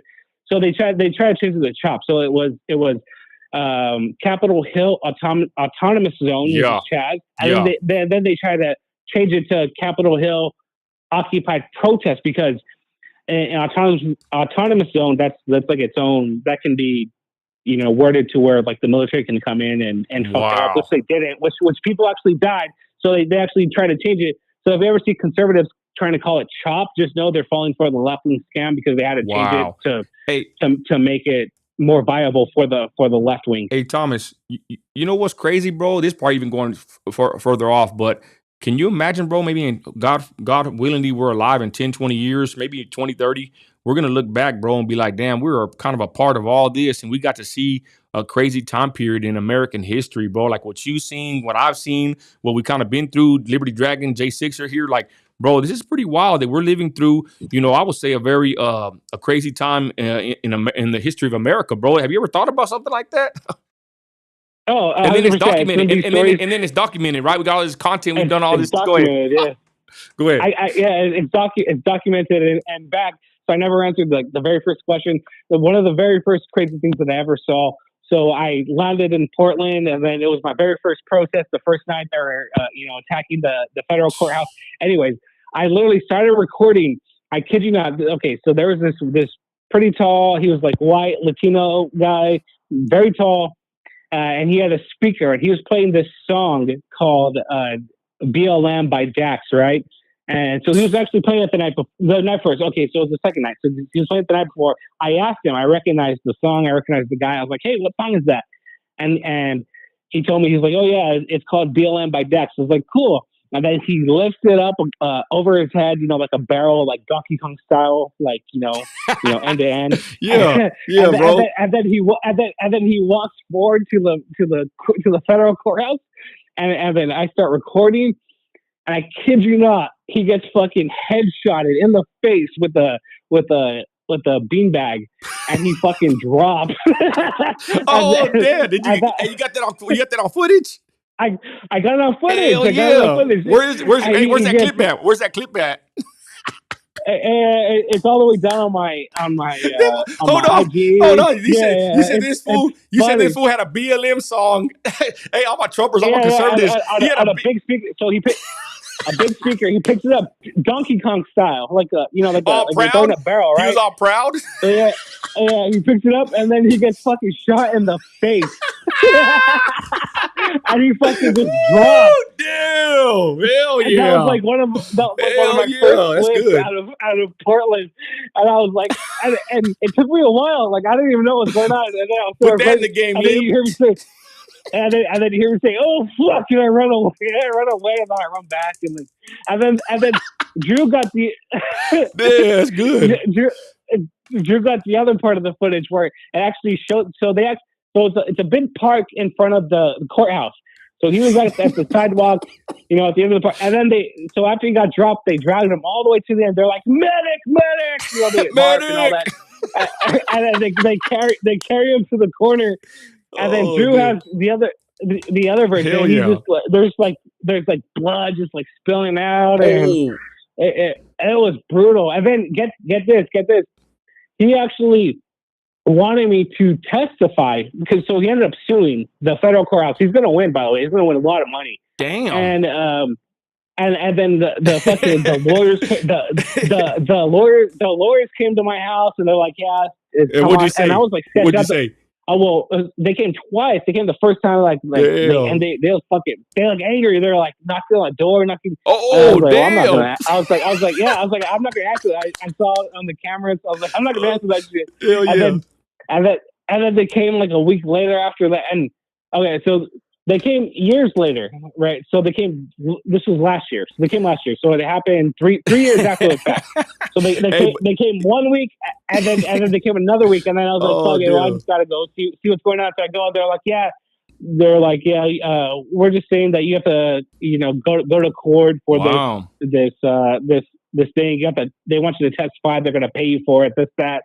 And I was like, and they really want you to go because they're paying for you and this, that. And I was like, okay. So anyways, they ended up going, and they weren't even there. I wasn't gonna go testify. I was just gonna say like what I saw, but his name was Donovan Labella. You can look it up. Donovan Labella. What do you mean they weren't there? So I went. So this was filed in Oregon. Okay. And then this local, or I don't know what happened. I don't know where he lives. Maybe Texas. I think he might live in Texas, but it was against the state of Oregon, it was against the federal government. But there's just like a big disconnect between everything. And they gave me this paper, and they're just like, yeah, show up at this hotel at this banquet room. Yeah, it was just pretty weird. It was pretty sketch, but it was legit because, I mean, how else would they get mine? It is a real thing. But yeah, someone showed up there. Hey Thomas, but someone said you're lying. I don't think you're lying, bro. Y'all don't know, y'all. This guy right here is a content creator. No, I'm not lying. Hey Thomas, I'm not lying. Hey Thomas, that's a pretty funny story, bro. But wasn't tell you, you think he's gonna make a lot of money off of that? Oh, 100%. He's gonna make a lot of money. He's suing the federal government, and he got some pretty hard. Pretty bad. Let's just say he got pretty bad injuries. He's not gonna look the same. He got hit in the fucking forehead, bro. Oh, in the forehead, stitches. Like he's not gonna look the same for the rest of his life. Damn. And you put, and it's in Oregon. It's against the federal government. It's against the Trump federal government at the time, right? Which is now just the federal government, Biden federal government, whatever. But that guy's gonna make a lot of money. You know what? So same thing in LA. So this is what I'm going to in LA. Hold on. Hey Thomas, I'm gonna say I bet you he hates that damn song now. Right? He gets a headache when he hears it. You know what? No, it's probably the best thing that's ever happened to that guy. No, for real. No, you're right. Yeah, he's probably gonna get paid. He's gonna come out of. He's gonna be a multi-millionaire. 100%. Okay. All right, go ahead. Next story. Go ahead. What's the next one? The same thing happens. The same things happen in LA. These protesters, they get arrested in LA. They fight, so they have all the free, pro bono lawyers. They all fight them. They get arrested for quote unquote unconstitutional BS, what have you, and they fight and they win. They win. So and also another thing, right? I got arrested twice during the BLM riots. Once was during. I didn't think you were thugging it. I didn't think you were thugging it like that, bro. Damn. Yeah, but here's the thing. I asked it twice, but I was covering it. I'm not a rioter. I'll say this. I'm not a rioter. I never rioted. I got arrested. Okay, so we were in Hollywood. So during 2020, it was May. June. It was June. It was right after George Floyd. Everyone was going crazy. Everyone was right in the streets. People were looting. Yeah. And then they wanted to implement a curfew. So they implemented a curfew late, and then we got boxed in at this apartment. And because the protest ended up like on the street. This protest ended up on the street. And so everyone scrambled to all the apartments, and then we all got boxed in, and we got kicked up onto the roof. And then it was funny because the leader who actually lived there, he was like, "Oh yeah, I'm gonna be with you 100%." Guess what happened? That guy ended up going back into his apartment, and he let us all get arrested on the rooftop. Damn. And I was just right there, covering stuff. but they arrested us. They put us all in the, they all lined us up, put us all in the paddy wagon, drove us all the way out to Van Nuys, which is freaking far, right? And then they gave us this ticket, and then I called someone, I get picked up, I go home, and then a week later they're like, oh, it was either the SPLC or the ACLU, one of them. They're like, oh, they sued on the protesters' behalf. Your ticket is dropped, and everyone's ticket's dropped because it's unconstitutional. And it was like a mass arrest event and everything. Hey, but this is what I say, where everything is set up for the left. They have all this, that's a good point for them. Yep. And it happened twice. And this happened twice. I got arrested the second time, and then but the second time they arrested me and they gave me a ticket, so it's a big group. They arrest us. So here's the thing. It's pretty much just a anti-riot measure where they just like close everyone in. And then if you don't pass the police, then you're arrested. And then they line everyone up and take your info down and put you in the paddy wagon and take you to the office. And then they give you this ticket. So the second time same thing happened, it was downtown LA riot. And I wasn't able to make it out. And even if I saw someone like, hey, I'm pressed, they don't give a fuck. Like they just really don't. And so they take us to the downtown, give me a ticket, and then they're like, yeah, you have to come back to downtown LA in 6 months. And then we all come back 6 months, and it's the same people that you got arrested with because it was right at the same time. And it's not even drop it. It was just like a bogus like court number. It was a bogus room. Everything was bogus about it. And then I had to get a receipt from the actual people up front saying like, yeah, I did show up, but it wasn't like a real ticket. Like it truly was not a real ticket. Damn. Interesting. Hey, go ahead. No, I was just gonna say, so we got off twice. Hey, Thomas, I was gonna say, bro, you ever think about, I don't know if you got a YouTube channel, bro, but you could probably make videos talking about all this, bro. You went through a lot of crap, bro. Damn. Yeah, I know. I think it's just YouTube. It just, I have to, maybe it's a lot more lax now, but I probably could talk about it. Yeah, true. You're right. I know that I have these stories I'm going to tell my grandkids and my kids, and I have a really cool photo of me. So it was back when it was the first George Floyd riot in LA and in Hollywood, and I have this cool picture. And it's me with a mask, which I know mask, but but whatever. It was me in the mask, and then there's a cop car on fire behind me, and it's like literally that is the definitive photo of 2020. Right. Hey, Thomas. Well, real quick, Thomas. What are your thoughts about Trump? Are you still a Trumper? Oh, 100%. I mean, okay. So here's the thing. People are saying, they're not Trump. Oh, you're not. Don't vote for Trump because he's not conservative enough. Don't vote for Trump because of he flopped on this issue, on that issue, and it's okay. All right. Well, what's the option? Because we've truly been, 2-party system for however many years. I mean, I could vote libertarian. What's that going to do? I could not vote. What's that going to do? And also, I live in California, so I mean, the only thing that matters here is going to be the local election. So I vote because I encourage people to vote because you're still going to be voting for the local elections, whether you're either doing your due diligence or you're voting a complete R ticket or a mix of two, what have you. So I encourage everyone to vote, and I'm still going to be voting for Trump. I mean, I'm a Trump supporter too. I mean, I don't give a fuck.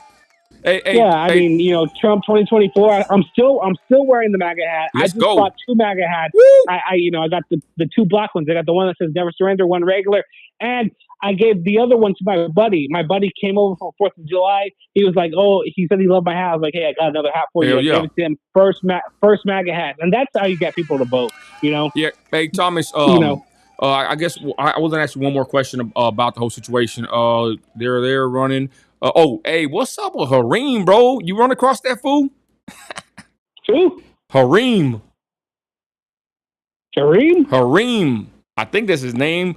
The hardcore American patriot, bro.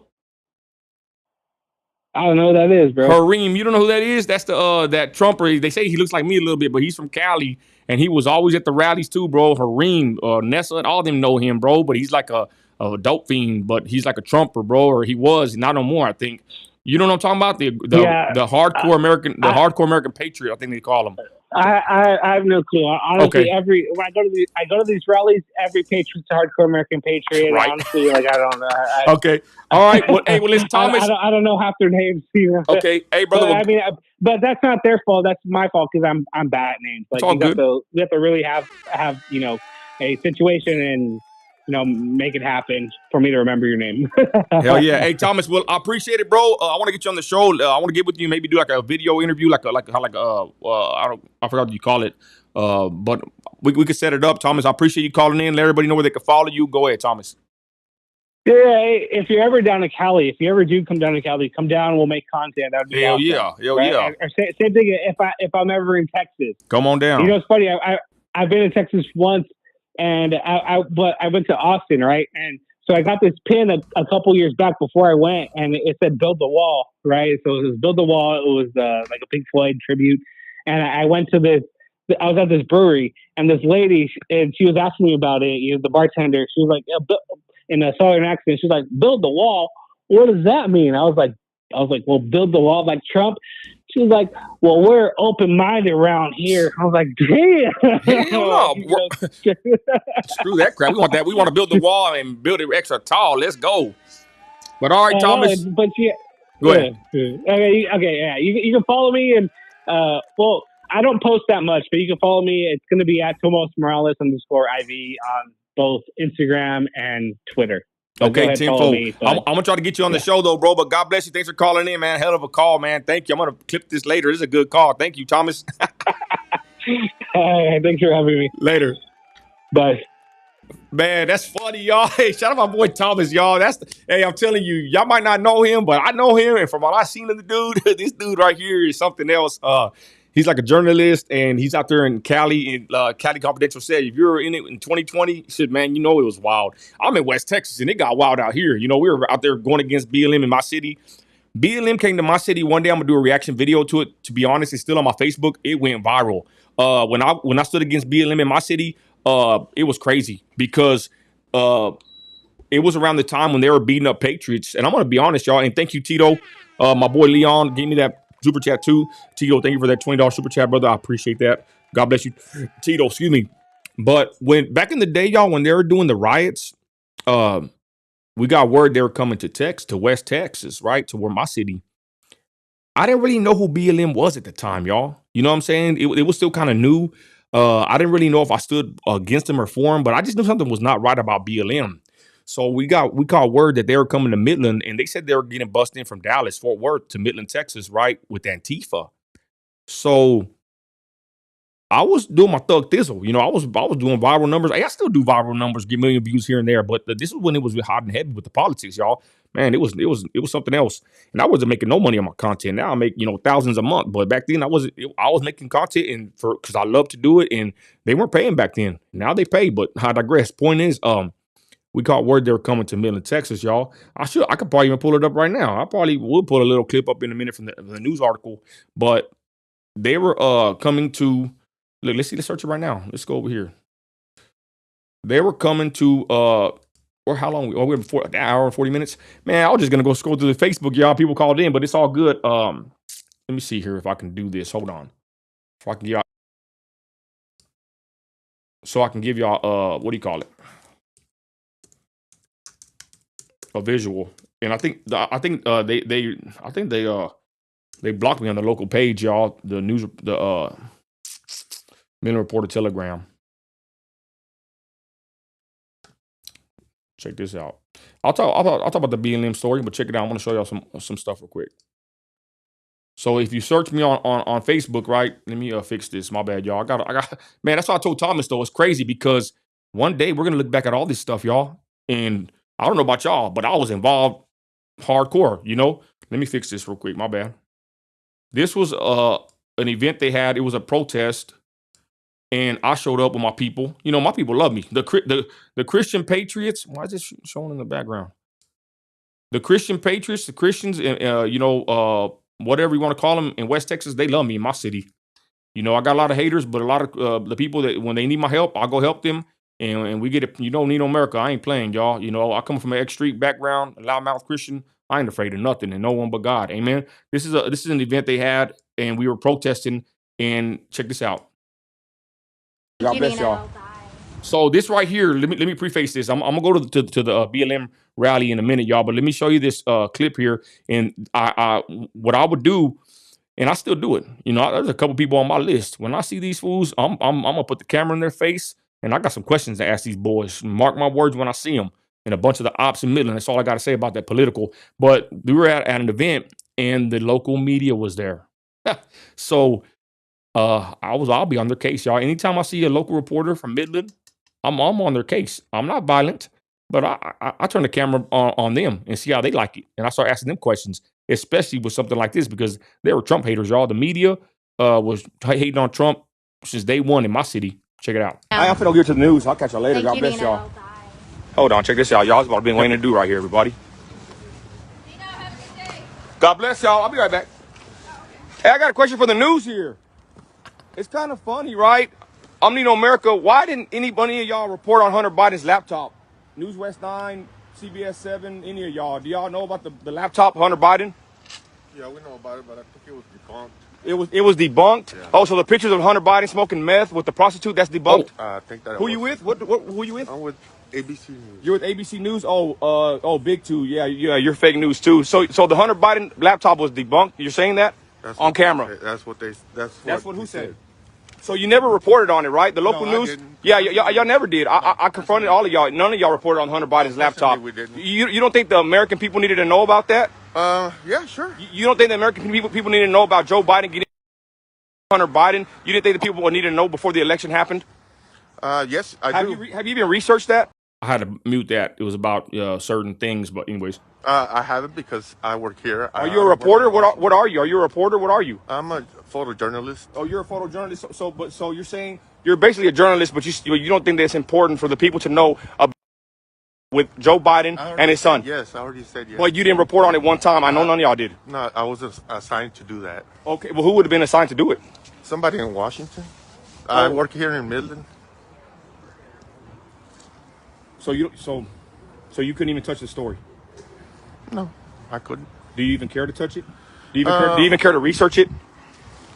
If it's not assigned to me, I don't have time to research it. You don't have time? Not if it's not assigned to me. All right. Well, I understand you're doing your job, man. Well, thank you. I appreciate it. I try. What's up? Got News West 9. Hey, what's up, bro? Are you with News West 9? He didn't want to talk. Did you know about the Hunter Biden laptop, bro? You did? Did you know about the Hunter Biden laptop? Why didn't News West 9 ever report on it, bro? Ever once? Can you give a statement? No, I'm not a reporter. You're not a reporter? Yeah, I got them right here. News West 9 got all the fake news here, y'all. And of course, they don't think that it's important for the American people to know about Hunter Biden's laptop. Not one of them reported. We got News West 9. I wish Tatum Gwynn was here. I wish Tammy Steele was here. I would love to ask them questions, but they did not report on Hunter Biden's laptop once. You heard him just say it. He said it was debunked. That's a freaking lie. Hey, guys, was Hunter Biden's laptop debunked? It's verified, and it's actually coming out. They're probably going to use that to get Biden out of that position, basically. And this, y'all, what was this? November 23rd, 2020. This is when the laptop, the real ones knew it was real. I wasn't reporting fake stuff, but they were covering this up, y'all, big time. You post a picture of Hunter Biden, you get a violation. Basically, that's what they're going to do. So again, guys, it's fake news in my town. Here they are. I'm on them. And they don't have no answers, y'all. I guess they can't think for themselves, right? So there it is.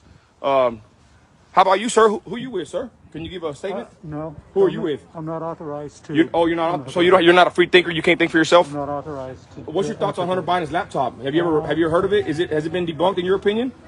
I don't know. You don't know? You can't even give an opinion. You have a camera there, yet you can't even talk to the people and give an honest stance on this. Well, I'm not authorized to do that. You're not authorized. Are you a free citizen in America? Yeah, I'm a free citizen. What company are you with? I don't need to tell you. Okay, it says DRB Media. All right. On his map? Yeah, bro. It's all good. I'm Nino America. We're here to hold these journalists accountable, y'all, because they want to be out here reporting what they want. They want to report about the coronavirus, 99% survival rate. When you press them, they're real quiet. They like that mask to keep them real quiet, don't they? They need to be held accountable, y'all. And I told you, when I see News West 9, CBS 7, all of, I'm on their ass. I ain't here to play with them because I'm telling you, they're a bunch of frauds and liars, and I've been keeping up on them. They didn't report once on Hunter Biden's laptop before the election. Not one time. I made videos about it. They got me banned and blocked. But I'm telling you, Sammy Baskin, a.k.a. Sammy Steele, is a fraud. So is Tatum Gwynn. They are activists, not journalists. Yup. And you see it right here. These guys can't even give a statement. They can't even talk to nobody. I guess they're not free American citizens. They're just sheep right here, y'all. News West 9 and BRB Media, DRB, can't even make a statement. Can't even say nothing, I guess. At least Big Two, at least he was man enough to say something, y'all. At least he said something, right? We're done with these people, y'all. I'm trying to tell you right now. You know what? We're the media now. The people trust the people. I'm for the people. All right. Nobody got to pay me nothing. I'm self-funded. I'm self-made. I got a trucking company. I do what I got to do. I got cameras just like these guys. Yup. Better cameras and mics. I think that's it. Oh, then I go get a speech. Can you hold this, bro? I'll make a speech. Oh, damn. Here I go. Oh, it don't play. I got another clip. I gave a good speech. Yeah, y'all. This how I was operated, baby. Yeah. Hey, they said pre-MAGA mafioso was more lit. Hey, that's what I was doing in my city. In my city, that's how I rock. And I'm gonna show you right now what else I did. I stood against BLM by my damn self. Here's another one. No media coverage right here. Check this one out. Boy, I'm telling you, I'm gonna go down in the history books one day. She was not there. Oh, hold on. But she pushes she was the hotel release. Who else? Maybe Mid in Odessa, that other politician, you know. I don't even want to play all that. I want to go to what I was telling you about. Fake news. Where am I at? I'll show you a little clip right here. This is what it was right here. Me, my brother, and my homeboy. 3 guys went against BLM when they came to my city. Counter protest. I don't know if I can actually find the video of us because it was so long ago in my here's another one. I forgot. Google me. This is when I went to the Beto O'Rourke rally. I was falsely detained by the sorry ass Midland Police Department. This black dude right next to me right here. I hope I see this dude one day. Straight up. This dude was acting hella tough. And you know, I told him straight up, I put the camera down, look, I say, bro, for real, I'm in the south side right now, bro. Like, you want to be acting like this, bro? Holler me in the south side, bro. This black dude right here, straight up. And boy, you want to see some vicious animals? Go to a Beto O'Rourke rally wearing a Trump hat. That's what I did. Boy, I had the whole crowd. The Bible has come alive to me, y'all, many times in my life. From seeing healings, demons in people, demons cast out. I've seen the gnashing of the teeth. You heard about that phrase? Right here, I seen it. They're gnashing me with their teeth in this freaking place. One Trumper against 200 freaking livid Beto supporters, y'all. And I live streamed it too. This is all over my YouTube channel and everything. And they illegally detained me, put me in the back of a cop car, you know, and man, it was rough and rugged. My wife got kicked out the thing. My wife didn't even want to go. I didn't have nobody to go with me. My wife went with me. She didn't want to go. She was in a bad mood, and they pissed her off. Boy, she was throwing phones and everything, y'all. For real, my wife is a G. She ain't really like that, but you mess with her, she'll get like that. But this was a crazy event.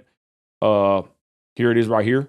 This was the rally at the this was in what, June 1st, 2020. I wish I had the actual clip. I'm gonna see if I can find it though. Look at my numbers. Look at my numbers, y'all. Boy, 11 million. I reached 14 million last month. That's June 7th, y'all. Boy, I'm doing big numbers over here. Let me see. Oh, right here. There's another one. I went to the Midland Reporter Telegram. They posted a hit piece on Trump, and I got my ass up. I was off that day, and I wouldn't have made a sign that says MRT's fake news. And they were and they interviewed me on the sidewalk. I went to their actual news station, and you know, I don't even know if I live streamed this, to be honest. And I talked to them. To be honest, me and MRT, we got cool over the years, you know. But that was me protesting against them by myself. Let me see if I can find it, y'all. I think I'll be able to find it. Watch. It has to pop up somewhere.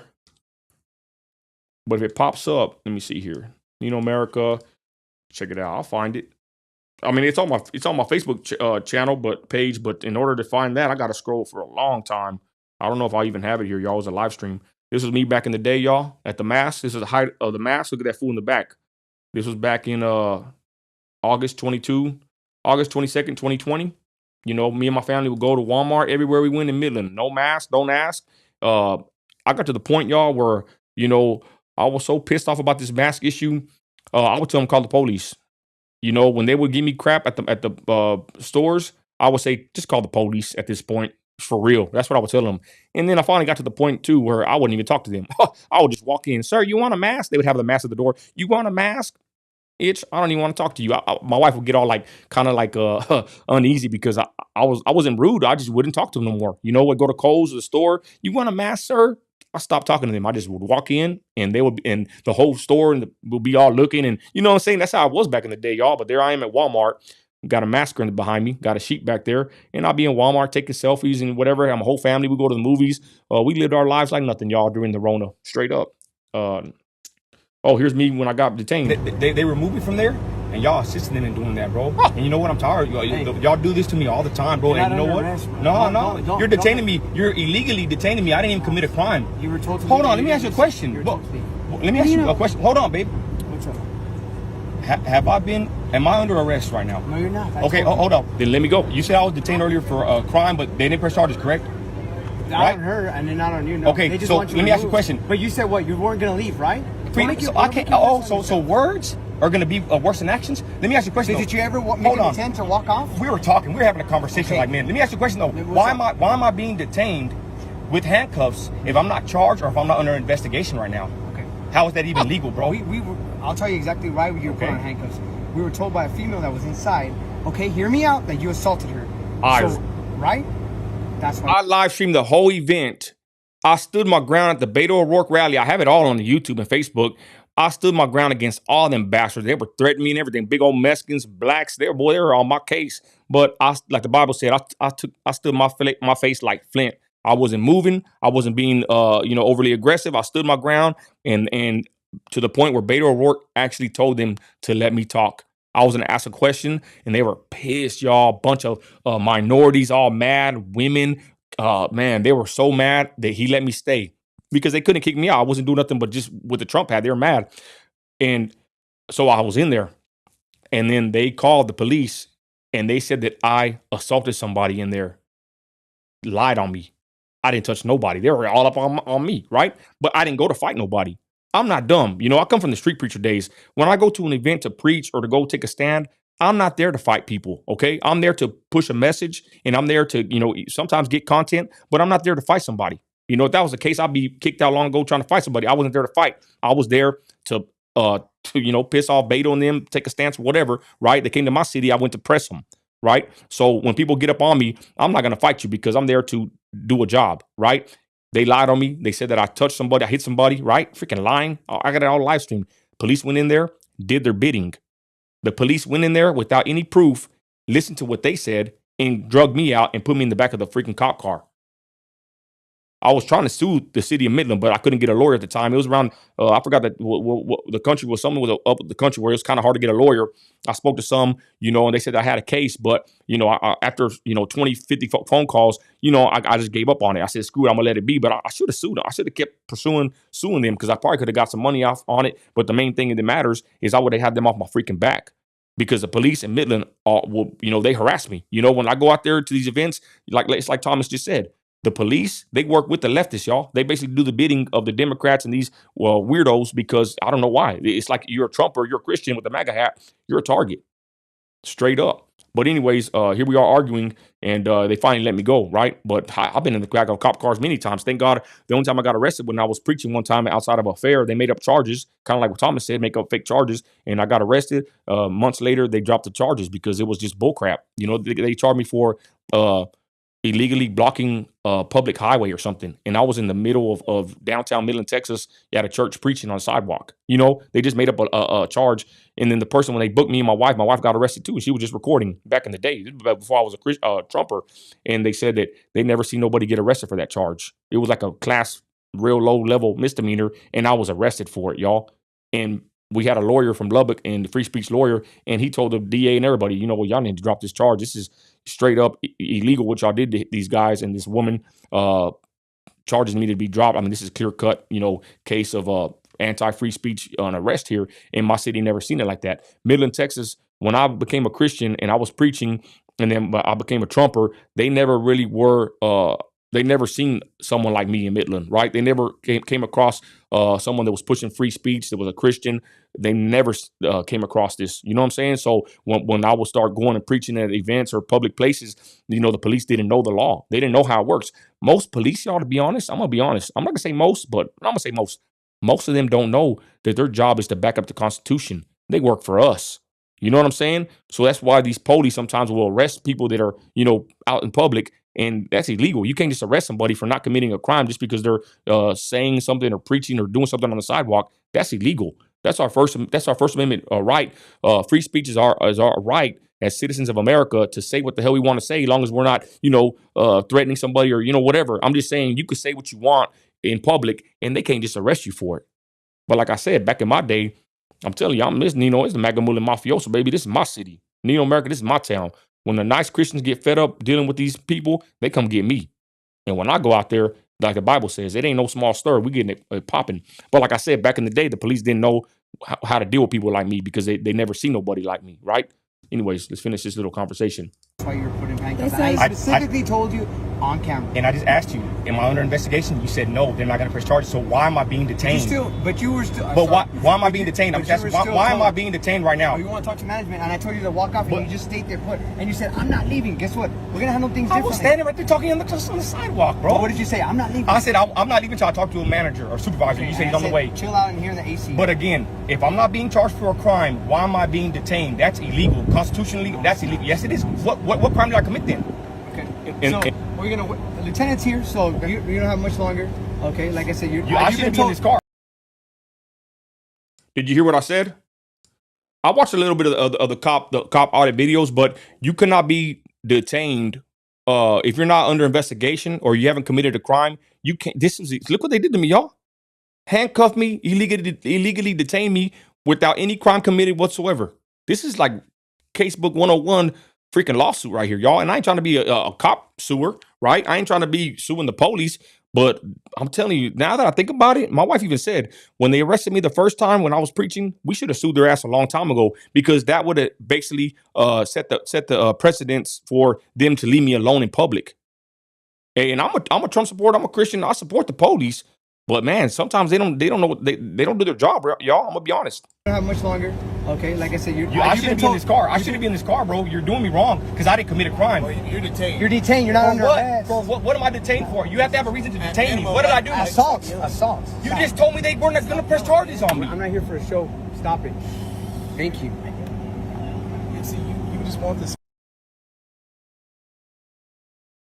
And then the black cop, when they found out who I was, man, they changed everything, bro. They're sorry ass bastards. Man, screw the Midland Police Department. That's all I gotta say. Now that I think about it. Let's continue, y'all. Oh, here's me. Here's me, and hey, here's me in DC, y'all. Speaking of DC. That's where we had the people yelling at us on all. Where are they at over here? Look at this crap. Look at this crap. Look at this crap. Hell no. Spit on BLM. Wow, deceived, spit on BLM. All lives matter. Wicked. BLM's a sham. Spit on BLM. Spit on BLM. BLM's a sham. Spit on BLM. Spit on BLM. Oh, my bad. Look at this dumbass. Look at this crackhead. Spit on BLM. Bunch of weenies. Right there. Right here. All lives matter. Spit on BLM. You ain't doing shit. Spit on BLM. Hey, it's all lives matter. Man, shut. Yeah, Bernie Butch, you need to go to the kitchen. You need to go home. Spit on you. Yeah, you don't care about nobody. You're a racist. You ain't gonna do shit. That old man was doing nothing. You ain't doing nothing, Trump. Call me. Spit on BLM. And what? You ain't doing nothing. You ain't doing shit. Spit on BLM. You should try becoming one. Spit on BLM. You ain't doing support all of you. That I was illegal to smash somebody for nothing. Anyways, that was me in DC. Well, I even went to the city next. What was it, Philadelphia? What city's next to DC? At like at 3 a.m, me and a couple brothers, and we went and preached in the freaking ghetto. I got that recorded too. I was out there preaching, y'all. Let's see if I can find. Oh, here's this one. Check this one out. Now this is the second or third day BLM was in my city, y'all. This one's crazy because the police actually left me out there. I went up there and you could see when the police get in their cars and they leave me after a while. I'm preaching. I'm standing up, and my wife even say, "You see the police how they did you? They just like left you out there." But thankfully, nobody messed with me. But they were trying to get me here too. But I stood against BLM by myself right here. And I ain't gonna lie, I saw some people that rolled up on me. I thought my people were gonna, stand with me. Hell no, what's up, Nino? Rocked off. I was alone. Only my wife was there. But check this one out. This one's kind of sad, y'all. I start talking about abortion. Check it out. This was right here in my city. Think about your child in the womb. What's the baby saying? Mom, I want to live. Mom, don't kill me, Mom. Damn. Mom, what are you doing, Mom? Where are we, Mom? Mom, what's this thing going? What's this object poking me? It hurts. I was preaching about abortion, but you see across the street right here, that's where all the BLMers were at. There was like probably about 100 of them. They were all yelling at me. And people I know too, blacks, they're gonna get me. They were telling me all kinds of stuff. I remember that night they were yelling at me like, just wait till the police leave. But check it out. Mom, what's this thing going? What's this object poking me? It hurts. Mom, what is this? Mom, what happened? I just want to go. I just want to be born. What about the babies? What about the babies? Yeah, let them go clap to each other. That's all they do. It's all they're good for. Is to pat each other on the back. What about the innocent black babies that are butchered in their abortion? You know what? I will never take Black Lives Matter serious until they go protest against Planned Parenthood. I'll never take them serious until they go protest Chicago, where 54 people were murdered over the weekend. You want to shut down my nation for the one bad decision of one cop? That'll make all cops bad, you idiot. But no, that fits your narrative. That fits the narrative to get rid of Trump, don't it? But I'm telling you, you ain't gonna hear this on the news. But you're going to hear from Brother Nino. You're going to hear from Nino America. You're going to hear it right here. Black Lives Matter don't care about the babies in the womb. Black Lives Matter don't care about Chicago where blacks are killing blacks. That's the real crime against humanity. Like I said, all of y'all say this, y'all just don't say it out loud. And that's okay, I understand. But I don't care. I don't care about my name. It's been dragged to the mud. I don't even care. Because one day, at the feet of the Father, I'm going to tell God, hey, I tried. I lifted my voice, God. I lifted my voice for the innocent children, Lord. I tried. The police arrested me. I was called a racist. Everybody turned their back on me. But I tried, Father God. I tried for your children in the womb. I tried for your children in the womb, Father God. And Lord, if you hear us, Father God, forgive us. One of the worst sins in America, abortion. And then you got these people mad about the actions of one police officer that's already arrested. Yeah, whatever. He's already arrested. He's already charged. And our awesome president already got him under federal investigation. What more do you want? You want a public hanging? What more do you want? Well, hey, you know what? God bless you. God bless you. I'd rather be a sellout to my race than a sellout to Christ. I'd rather be a sellout to my race than be a sellout to Jesus. You like that? Call me what you want. Whatever.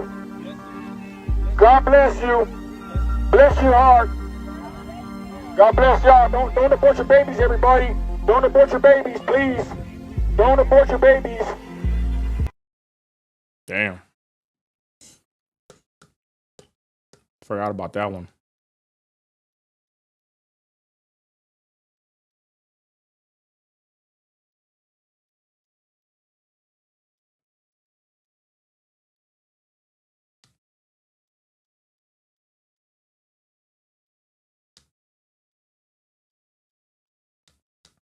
I don't know if I'll find it. It was a live stream. Oh, here's part of it. Here's the part that went viral. Me, my brother, and my big homie, we went and stood against him. But this is a viral clip that I told him it was pretty good. one-liner I said. Most of y'all, if y'all follow me, y'all remember this one. I care for my city and I care for my country. Ain't a damn thing anybody gonna tell me about it. We're ex-street dudes, born-again Christians, and we love the law enforcement. When I was young in the street, I never thought a white man was gonna kill me. I never thought the police was gonna kill me. I knew who was gonna kill me was someone that looked like me. Because you know what? It's not a skin issue, it's a sin issue. You hate law enforcement, next time you need your life is in danger, call a crackhead. I do, I pray for Trump, I pray for Trump. I vote for Trump, I pray for Trump, and I love Trump, and what? Yeah, you took his check, didn't you? Y'all took his check. You took his check. Y'all take his check. Boy, that was a wild day right there. That's, man, I don't know if it's, look, I don't know if I can find it, y'all. I'm going to quit scrolling, but my live stream's there. One day, I'm going to react to it. I'm going to play it and show, you know, the one time I went viral, you know, taking a stand in my city. The point is, BLM came to the city, and this is about the time when they were, like, rioting. And I remember this, y'all. I couldn't sleep at night. You know, me and my wife would watch it on Instagram, and it's like every video I would see was a city getting burned, you know, people getting hurt, unalived, beat, you know, by the BLMers, you know, freaking sorry bastards. And I remember it was like I was a movie. I was just scrolling. I remember that, y'all? And you just scroll all day and you just see at night, I was laying in bed and just seeing cities burning. And I was like, damn, this is freaking crazy, you know? And we got word that they're going to come to my city. They're going to bust them in from Dallas, Antifa and BLM. And I really didn't know too much about BLM, like what they stood for. You know what I'm saying? I just knew that when they come to my city, I said, screw it. If they're going to come riot in my city, I said, I'm going to stand on the front line. And at least, you know, probably dumb to think about it, right? Because I'm a father. I shouldn't have did it, to be honest. But I said, if they're going to come riot in my city, I said, I'm going to stand in the front line and they're going to have to riot over my dead body. That's what I said. I said, I'm going to stand against them. And if they beat me down, at least I stood up in my city and you know, I wasn't going to let them take my city like I seen so much, you know, on the timeline. And I got word they were coming. And my big brother, he went with me, and my big homeboy, I don't even want to say what gang he's part of it. Anyways, I'll leave that alone. But my other homeboy came and my brother, and we took off, and we went to the mall. And we stopped by the stadium because we saw the police. They had a bunch of police at the stadium leading to the mall. And we pulled up in there, right? And we were talking to the police. We even took pictures with them. They even knew who I was. But anyways, they were getting ready because they heard about the rally or the BLM protest at the mall. And we went to the mall. And I kid you not, y'all, they were already right there lined up. And I went with my damn American flag, Trump flag. And I started yelling out, "Here comes the Christians." I said, "There goes the neighborhood. Here comes the Christians." You know, I was just, you know, going in, and right when I got to the front, boom, we just erupted. Us, them, yelling and shouting and just police, and man, it turned into a big old scene. A bunch of people pulled up and they started like backing me up. But yeah, it was the first time that BLM came to my city.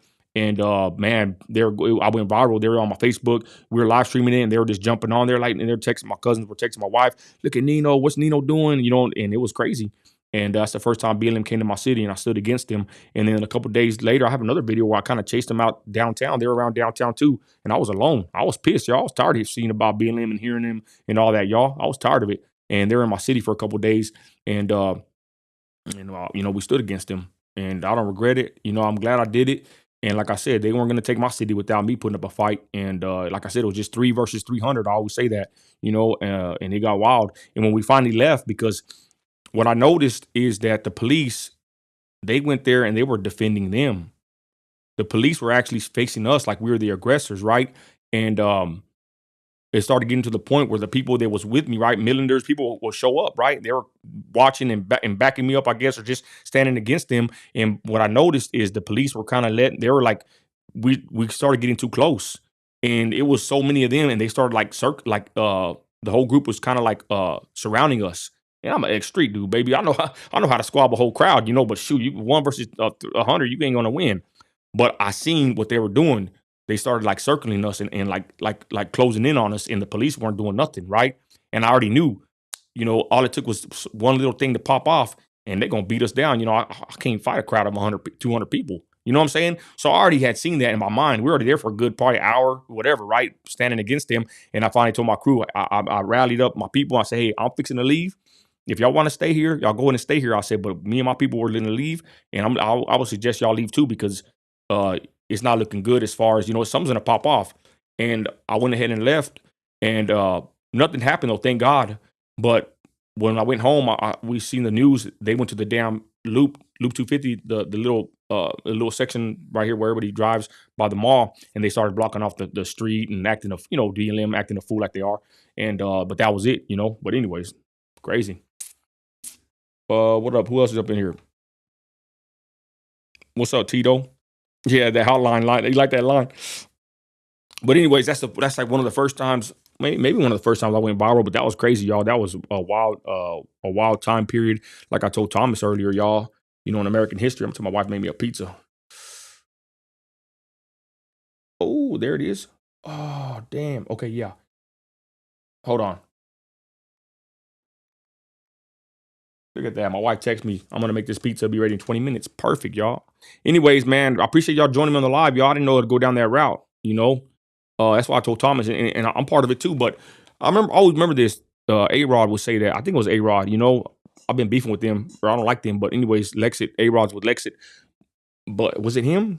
But somebody had said it, that one day we're going to look back at this whole time period and we're going to be like, damn, we were with the good guys. Well, we hope we say that, but it's true though, right? One day in 20 years, 30 years, I'm going to say, damn, I was a part of that whole, MAGA movement, brown skin, MAGA hat, whatever, you know what I'm saying? Like, it's crazy to think about it, all of us that survived 2020 and all that crap, y'all, this is a wild time in history right now, but we're just living through it. So, think about in 20, 30 years what we're going to be, talking about it or thinking about it or even watching it, with social media and archived video. Hopefully it's still out there, but it's pretty wild. Let's see here. Hesgar said they closed the mall early that day and no one bothered to ask what their objective was gathering outside of the mall. Pretty clear what they wanted to do. Hey, bro, exactly. People even told me, and I don't know if it's true, but they said that we probably stopped them from looting. We thought they were going to loot, to be honest, but they didn't. Yeah, shout out homeboy right here, Rios. Let's see, Florenzo, what do you say, bro? Crazy. It's not hard to understand if your heart is truly filled with hate, because if not, you wouldn't categorize the whole race. I'll say what the hell I want to say, straight up. The most racist people I ever met in my life were the minorities. I'll say it like that. Probably shouldn't even say it on YouTube, but I'm gonna be honest. That's the most people I've seen that are like that, and I'll leave it at that. And I'll say what I want to say. You know what I'm saying? I'll say what I want to say, and I don't care what anybody got to say about it. I'm never going to apologize for my opinion, straight up. If I'm going to be honest, I think all of us, let's be honest here. I think most human beings are prejudiced to a certain extent. And I think that's an actual survival instinct to have certain kind of prejudice in you, right? You want to call it the R word, whatever. But I would say that all of us, right, naturally, we have inclination, or how do I say it? We have we have to use this discernment, but we got to survive. And in order to survive, you got to, have a natural prejudice against, I'm not gonna say certain people, but certain people, I guess. I don't know how to say it, but to say it like that. We try to survive in life, so you have to judge accordingly. And I'll leave it at that. What up? Yeah, and then, man, to be honest, one day I'm gonna scroll through all my social media, y'all, and just, go through. It's pretty wild. What's up, my thing over here? Man, my thing's acting weird. My mouse. They watching your boy. Anyways, and I guess with that, y'all, I'm gonna wind it down. I appreciate everybody checking me on the live. I didn't know it would go that long. The man, whoever stayed this long, I appreciate y'all. That's how we rock sometimes. We have lives and whatever. They might not have the most people, but some people watch the whole damn live because, it's interesting. Hold on. Homeboy says, right, I see that you have deep self-hatred. What the hell? Come to Minnesota. They would think you're a paisa. How about stop letting people be so divided by a rich white old man? Ha! I hope, Florencio Villain, that's your name, right? I hope the white man stays in charge. Straight up. I hope the white man stays in charge forever. How you like them apples? White lives matter. Anyways, yeah, you already know what's up. Man, my mouse is acting weird. I gotta go, y'all. Christ is Lord. We got a lot of content coming y'all's way. Everybody, check it out. Man, we just getting started. Shout out my boy Liberty Dragon. Everybody in here. I don't know if Cali Confidential's in here. Shout out, brother. Shout out everybody that stayed on the live. Christ is Lord. And I hate to even end the live, y'all. I'd even go longer if I could, but I'm gonna eat late dinner with my wife, eating some pizza, and I got my AC fixed in my studio, so I'll be making more content more often. And that's about it. And I thank y'all for checking out the live, y'all. Check out some videos we made if you can get a chance. And amen. Okay, and that's it, y'all. I'm out of here, y'all. Christ is Lord. Salute. Have a blessed night. Say your prayers. Later.